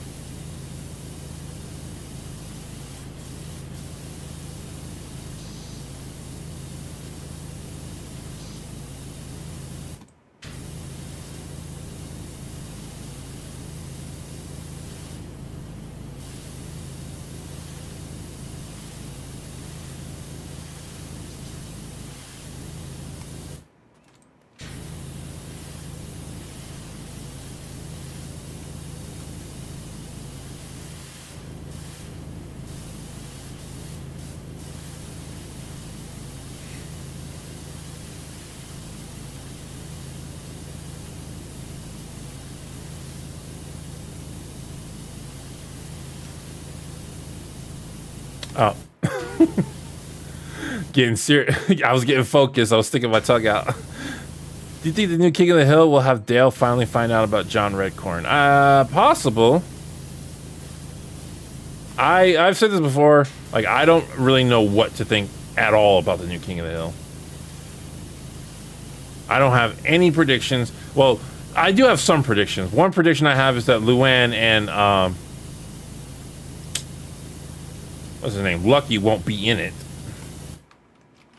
But other than that, like, I really don't have any predictions. I don't know if it's going to be good or bad or anything like that. It could be good because Mike Judge is doing it. It could be bad because times have changed. Just because the original writer is working on it does not mean it's going to be good. Korra had its original writers.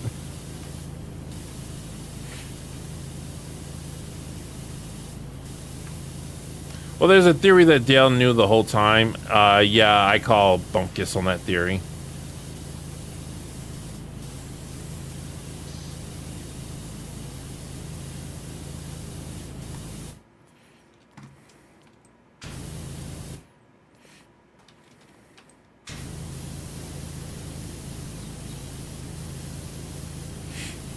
Miles has no choice in telling his parents he's Spider-Man. I mean...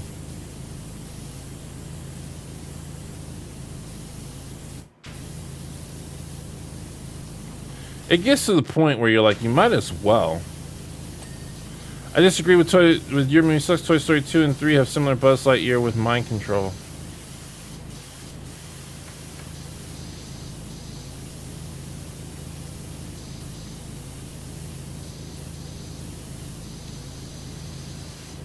Well, the joke with Buzz is always like, except for 4, they changed this, but 1, 2, and 3, the joke with Buzz is always the same. It's what if he doesn't know he's a toy?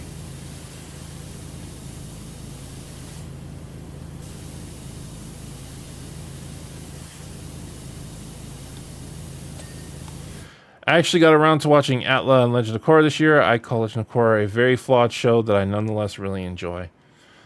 I mean, Legend of Korra is only annoyingly bad with season 2. Season 1 ended badly. That's the thing. Like, if you watch season 1 when it came out, you had to stop at that awful ending.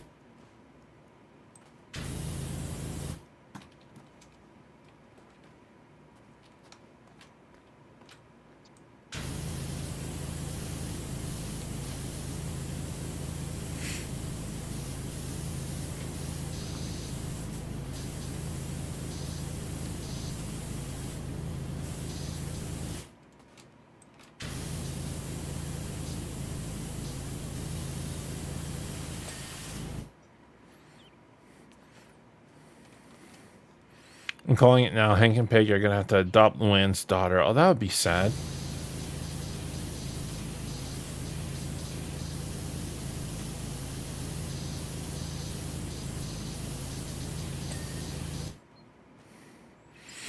The thing I say is, though, that first moment, I was planning on making a video about this. I don't know if I'm still going to, but just that first moment of Korra with I'm the Avatar and you gotta deal with it.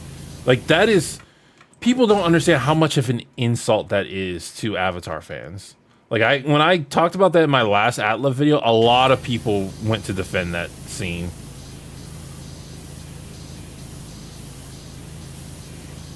A lot of people were like, Shady, that scene is good because it showed what Korra's personality is like. And I'm like, yes, that's what it gave us, but do you know how much it took away from us in order just to tell us that?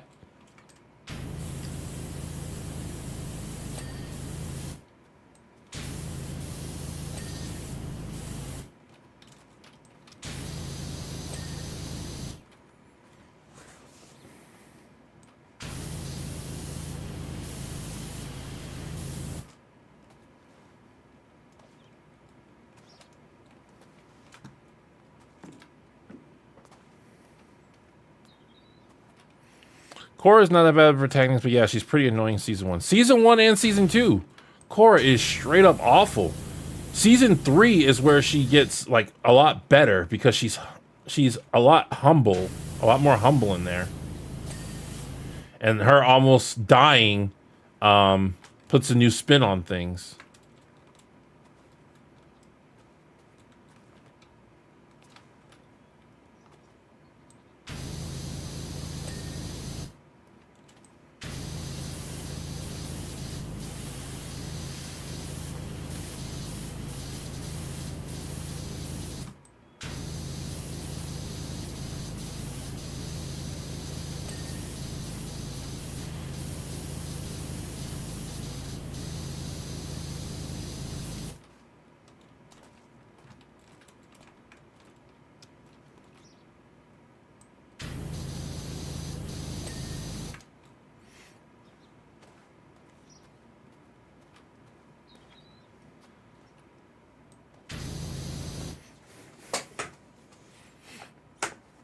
The real reason why toys don't trust Woody is because Andy calls them junk. Well, the real reason they don't trust Woody is because he put them in a trash bag and they wound up on the curb.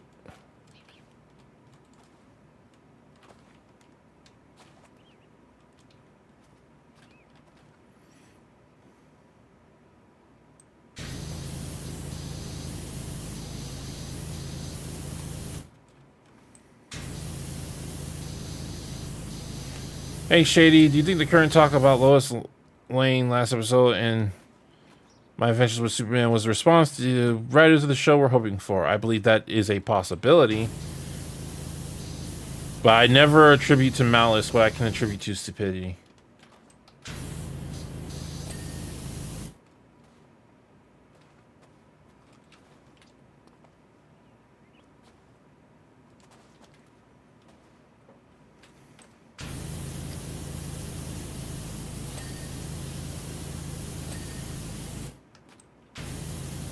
I never finished the driveway. Your fault.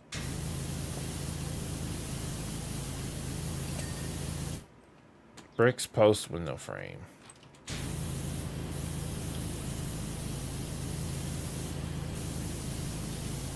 Why haven't you seen the final episode of King of the Hill? Because I keep saying this, but like I guess, you know, the more subscribers I get, the less people who have heard it. King of the Hill is not like anywhere close to being my favorite show. It's not a show like I binge or anything like that. I'm not a super expert on it or anything. Like something like DuckTales, Avatar, I've seen multiple times because I love those shows so much. A lot of people think that King of the Hill is like something I really, really love because they see it on the channel. And I tell people all the time, the reason I review King of the Hill a lot on the channel is because y'all watch it. Y'all watch it, and so that makes me want to review more. Tornado Man 360, thank you very much. Older Toph will always be the best part of Korra, even though she is hardly in it. Even old, she cracks me up, like still calling Aang Twinkle Toes. So I've complained about this before, and I'm going to say this again. Older Toph was so annoying to me because of one very specific reason. They missed a really good moment with her. A really, really good moment with her. When she first finds Korra, I can't remember what she says. I think she says,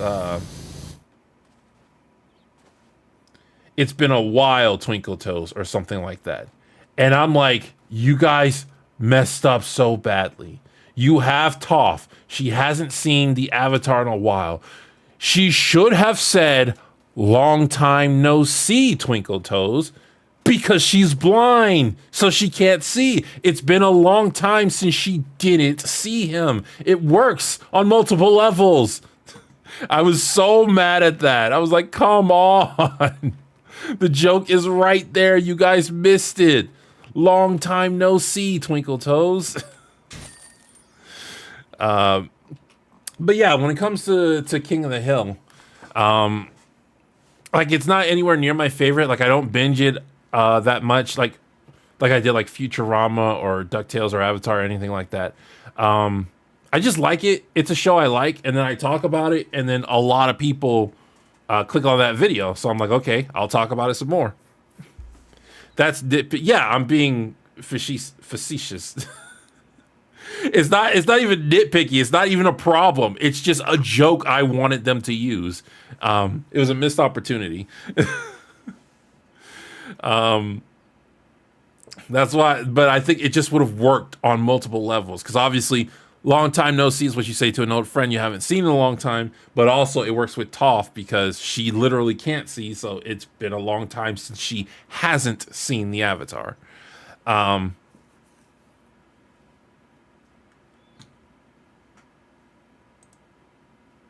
No, that's the wrong thing. Get off of that. There we go.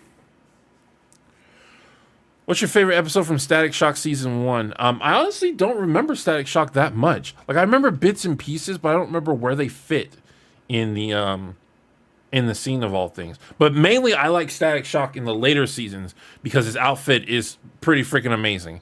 Somebody said Static Shock has the best drip in superhero shows from 2000. I'm like, yeah, that's an absolute fact. That is a fact.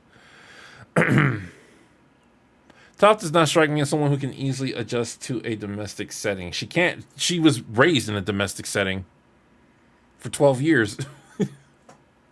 She might not be comfortable in a domestic setting, but domestic setting is pretty much all she knows. She wanted to go out and explore with Aang because that was the kind of life she was pursuing. She was being denied.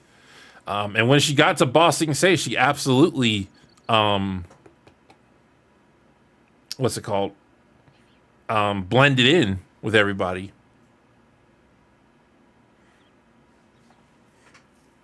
Okay, here's a weird question. Why do you think so many black superheroes have electric lightning powers? I don't think so many do. I think it's just a bit of a coincidence with Storm, Black Lightning, and Static. Shady, you said you were tall and broad shoulders. How tall are you? I'm 6'7". Last I checked. Hopefully I haven't been hunching too much because that can make you shorter. But I am 6'7".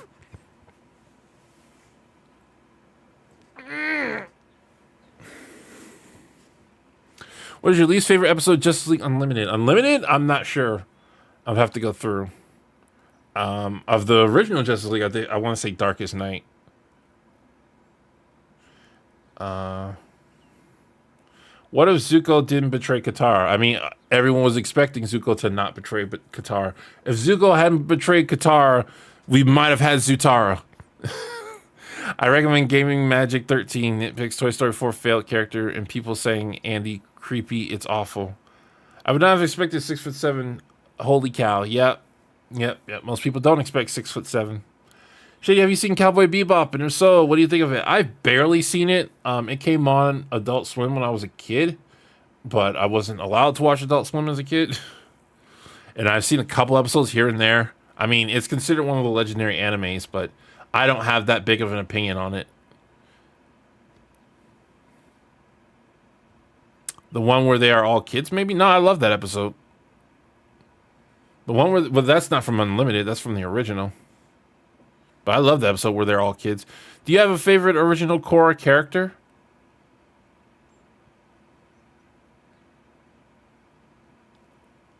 Varric? Varric and his assistant? I can't remember his assistant's name. I think those are the only characters I like in Korra. I'm trying to think of anyone else I actually like in Korra. Because I started liking the kids in season 2 and in season 3, but Jinora is so annoying in season. Once they find out Jinora is like super powerful, she annoys me so much. When you make a video called Sakura works and She-Hulk doesn't, Shippuden fix it? No. Why would I make that? Tenzin. No, I'm not really that big of a fan of Tenzin. Just because he's so stuffy, and I'm like, that's not what an airbender should be. An airbender is supposed to be lighthearted. But of course, he has the weight of the world on his shoulder, which Aang put on him, which I don't believe Aang would have done. But fine. Zhu Li, yeah, that's her name, Zhu Li.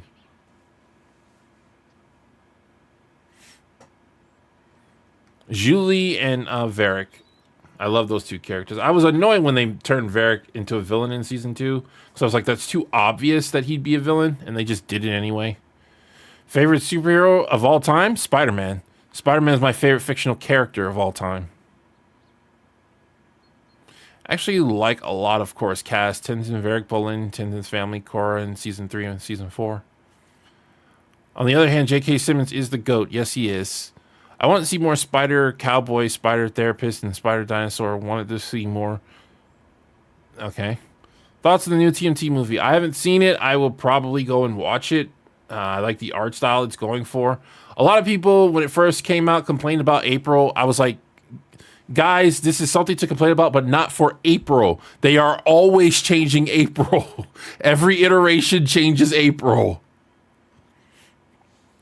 You will rewatch Toy Story 3. Hey, Shady, have you read the manga Berserk? I have not. It is gorgeously drawn, amazingly written, and very dark. Least favorite DC animated show?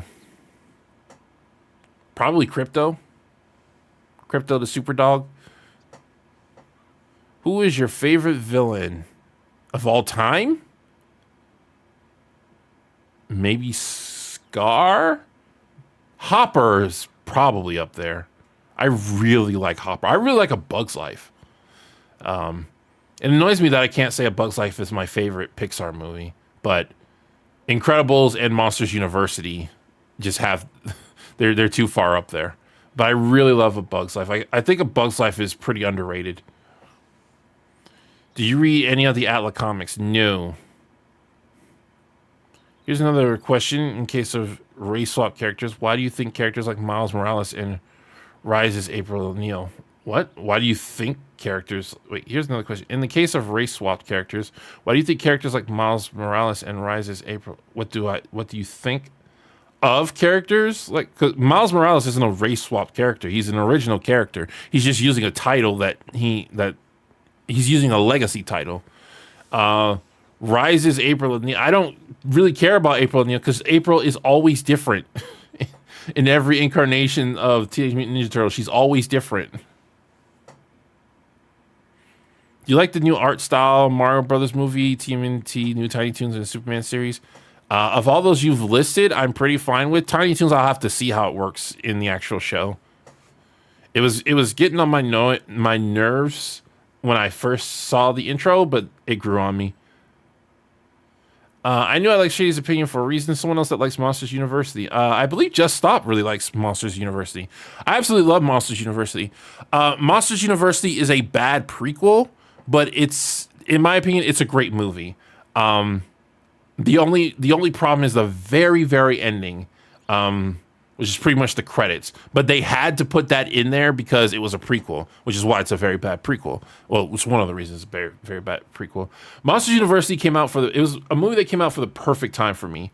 The three movies that came out at the most perfect time for me were Toy Story 3, because I was going to college, Monsters University, because I was in college, and The Croods, because my dad had just died, and I watched The Croods, and it made me feel a lot better. But Monsters University, I was in college and I was really struggling, which with education, I had never struggled before. I had a fairly high IQ. And when it came to school, I always thought, like, if you just try, you're going to succeed. And I always thought, like, when I looked at failures, I always thought it was because they didn't try. That's the reason they failed. And at this point in my life, I was struggling with college. And I was really failing to understand why. And Monsters University taught me the lesson. It's like, you're going to fail at some things. It doesn't mean you didn't try, and it doesn't mean you're not good. It just means you failed at that thing. And sometimes it means changing direction in the way you want to go. And that, like, the lessons they teach in there, one of the quotes that I absolutely love from that movie is, "I'm okay with just being okay." Even though that's supposed to be like a kind of bad thing, because Mike isn't just okay, he's better than okay, but he's basically saying, I'm okay with being me, even if me is just okay at this thing. And then of course Sully comes and corrects him and says, "You're not just okay. You might not be scary, but you're fearless. You pulled off the biggest scare the school has ever seen." And it's like that whole sequence, like, it really hits me in a very specific spot, because at that point in time, I didn't know that you could try your hardest and just not succeed. It just didn't register in me. Did you know The Croods got a Netflix show? Yeah, I didn't really get into it. I tried to watch it, but the movie itself came at a good time for me because my dad had just died, and it was about appreciating your father. The movie Accepted came out the year I graduated high school, and I think that was one of the most perfectly timed movies from my life.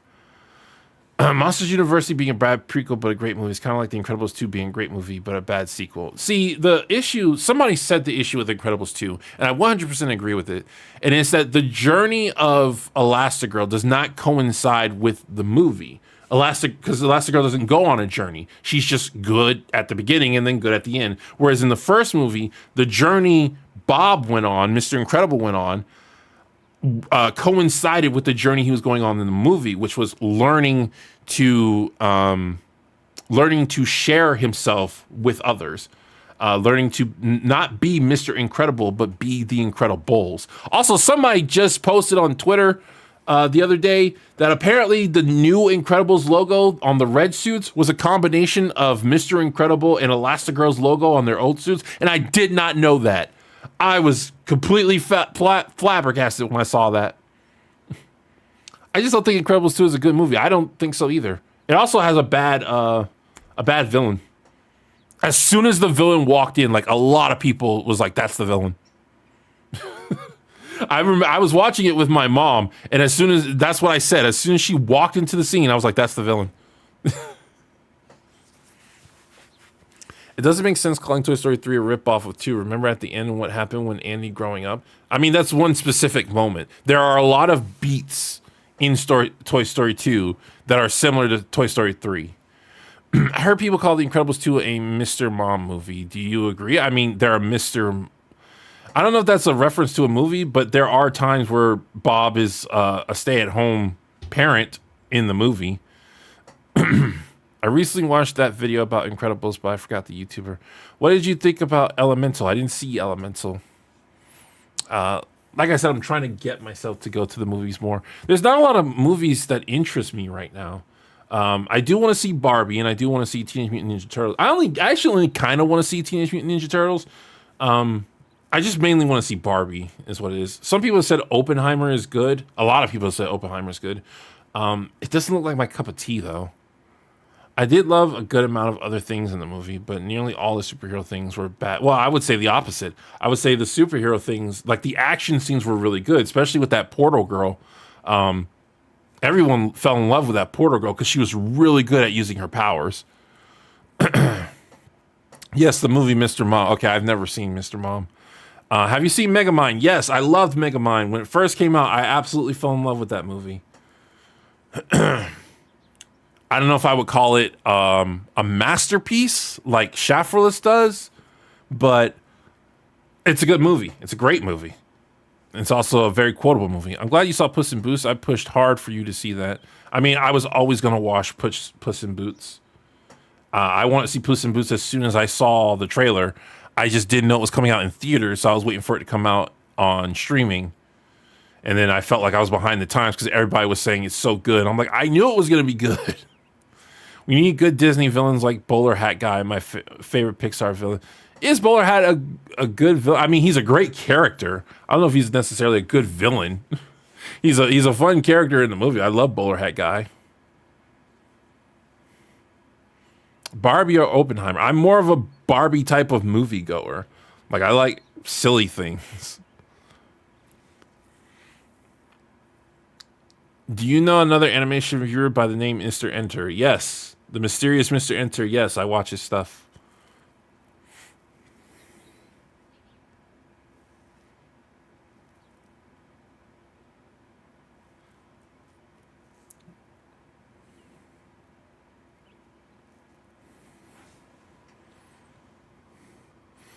How long has it been? We're almost at 4 hours. But Mikey Goob, is that his name? I always love the quote because I relate to this so much. Where it's like, hey Goob, nice notebook. Hey Goob, want to come to my place after school? They all hated me. I relate to that so much. Oh man, it's just like people are saying nothing but nice things to you, and you just think to yourself, they all hate me. Did you watch Nimona? Yes, I've talked about Nimona on Twitter and stuff, and I say all the time, like it had amazing animation, but the execution of the story, like I think Iron Man did it better. Not Iron Man, the Iron Giant. I think the Iron Giant did it better. And I really didn't like that there was one character who was supposed to be competent, but he was basically the writer's punching bag, and he just acted stupid the whole time.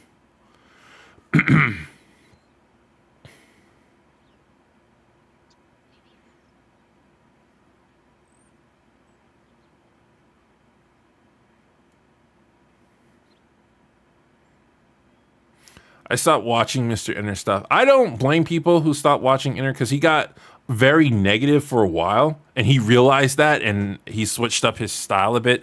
I think what Enter kind of needs to do, go back to doing, is being a bit more linear with his reviews, because he reviews things, but he doesn't like tell the story while he's reviewing like I do, like Nostalgia Critic does. Saber Spark also does that. Tell the story while you're reviewing it. Enter doesn't do that as much anymore. And he jumps around in his reviews, and I think that makes it harder to follow.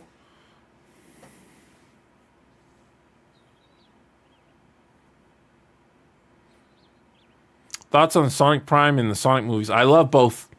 I'm in the middle of Sonic Prime. I'm loving it. I love the Sonic movies.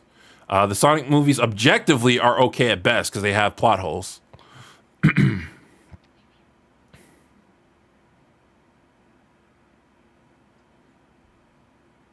Who, it doesn't make sense Buzz Lightyear was playing video games and Andy playing.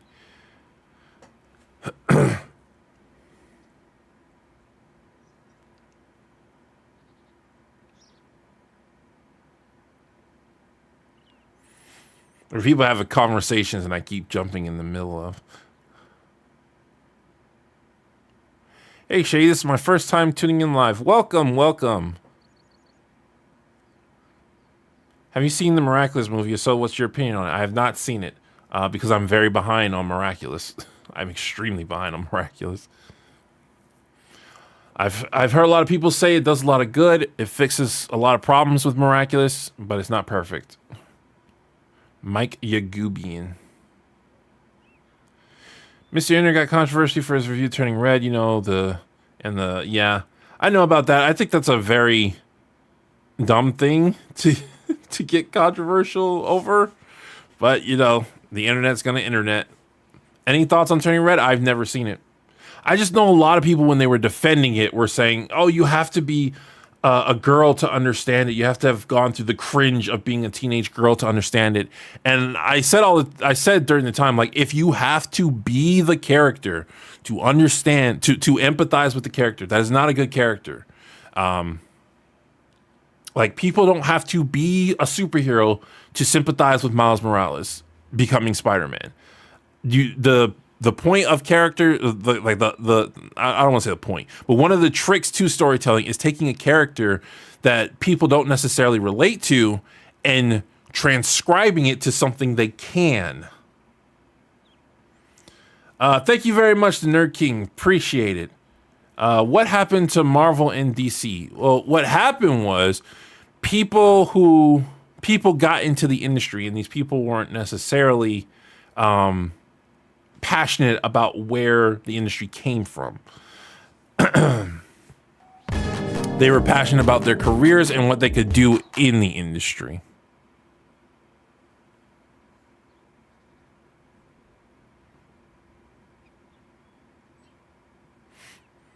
Also, it might just be time for Marvel and DC to just stop because they keep taking the same characters and then trying to tell stories. Like, stories are supposed to end.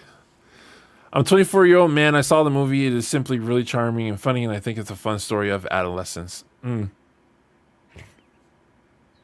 mean, that's fine. It's just when it came to the character, everyone was saying to relate to the character, you have to have been the character. Like, the typical excuse, oh, this wasn't made for you. And that's why I said, like, if you have to be the character to relate to the character, they're not a relatable character. Your thoughts on the Critical Drinker? I love the Critical Drinker. Watch his shows all the time.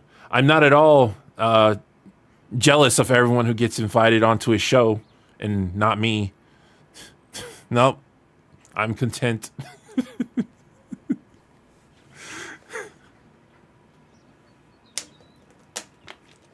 But yeah, I love the Critical Drinker. I don't always agree with him on everything, but would go on EFAP if asked? Absolutely. Before I said, when I was first asked that question, I said no, I wouldn't, because I feel like EFAP is an echo chamber, even though I agree with everything they say. But I've been watching a lot more of their content now, and it just seems like it would be something really fun to do. Keldrig, thank you very much. Just wanted to show my support for my favorite King of the Hill YouTuber. Thank you very much. Appreciate it. We're pretty much going to be wrapping up here soon. But I do appreciate all the donations. They really help out, guys. Excuse me. Yeah, especially since I didn't get that video out that I wanted to. It's going to be a beautiful video. Just wait. A good story should be able to make people who can't relate to a character empathize with them. I mean, it should make what they're going through relatable. That's the whole point. I keep saying that's the point. That's not the point. It's just that's one of the tricks of storytelling. That's my go-to saying when I want to get something across. That's the point. Have you ever seen the new DCAU movies? Do you like what they've been doing after Apocalypse War? I haven't been keeping up with DCA. I haven't been keeping up with modern superhero stories because I have to review. Well, I don't have to review, but people are requesting I review older stuff more often. And also, I don't want to get my hopes up because I really love superhero stuff. And then I go and I watch this stuff and they're people just ruining these characters. Speaking of subtitle, I hate when I'm watching something not in English and then an English part happens and they don't subtitle. Do I need to watch Miraculous series in full to understand, appreciate it? I don't know. I haven't seen it. Just sad I missed the rant on Tiny Toons. I have a feeling you would agree with me on the changes they made. I don't know. I can tell you I'm really excited for it. The only thing I'm cautious about is Sweetie. I feel like they could easily mess up with Sweetie.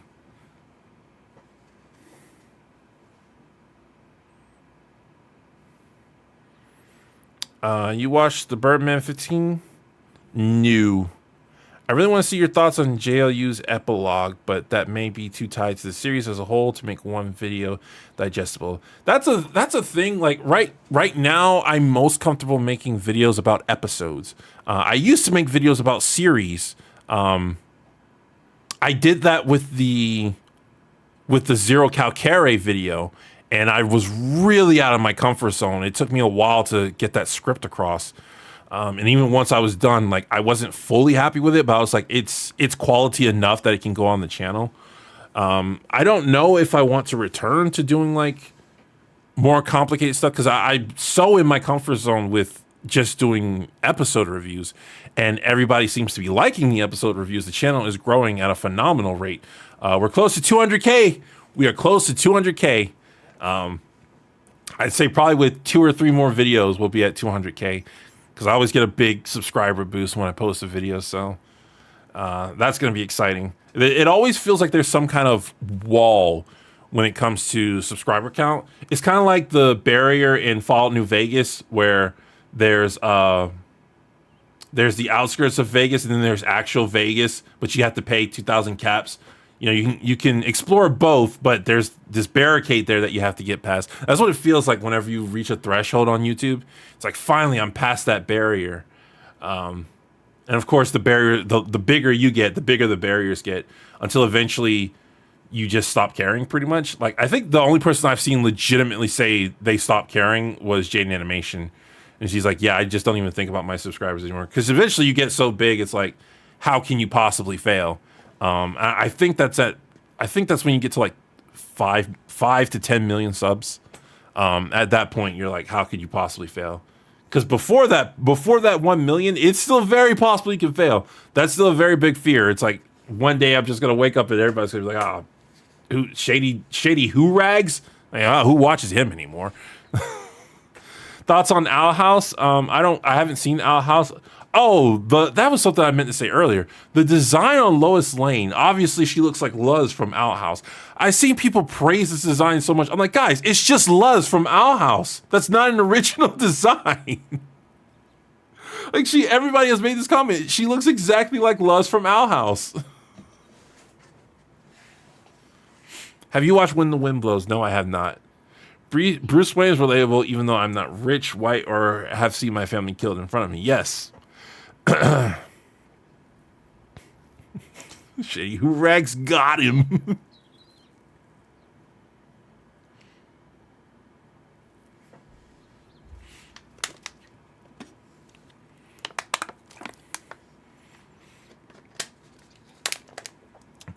All right, you intellectuals, we are coming up on the 4-hour mark, and I think with that, I'm going to call the stream because I've got to go get stuff to eat. And among other things, thank you guys so much for coming down here. Really appreciate coming spending time with me, asking me questions, making me feel like I'm important or something. Really appreciate it. Streams are, of course, always better when you have an audience with you. Thank you for all the donations. It really helps the channel out. Like, I'm not kidding with that. It absolutely helps the channel out. And I'm very grateful that you can donate however much you're willing to throw my way. It's very much appreciated. I will see you guys when I do. Hopefully this video will be done next week. Who knows? But it should be, I think I should be able to get back into my groove pretty soon. And again, I will be starting work on the second channel, so you can expect some content. I want to say in the next 2 or 3 weeks, you can expect content to be appearing on that channel. I don't like making promises like that because every time I do, I never come through on them. But that's the plan. That's the plan. I'm going to start working on that very, very soon. So If you want to see me play some Kingdom Hearts, you can head over there. I've already got some videos up over there if you feel like watching those. I played Sonic 06, I played Infamous and Infamous 2, and I'm also reviewing Miraculous over there. So with that, I will see you guys. Excuse me. I will see you guys later. This has been Shady Doorags. So long. Farewell. Have you to say. Goodbye.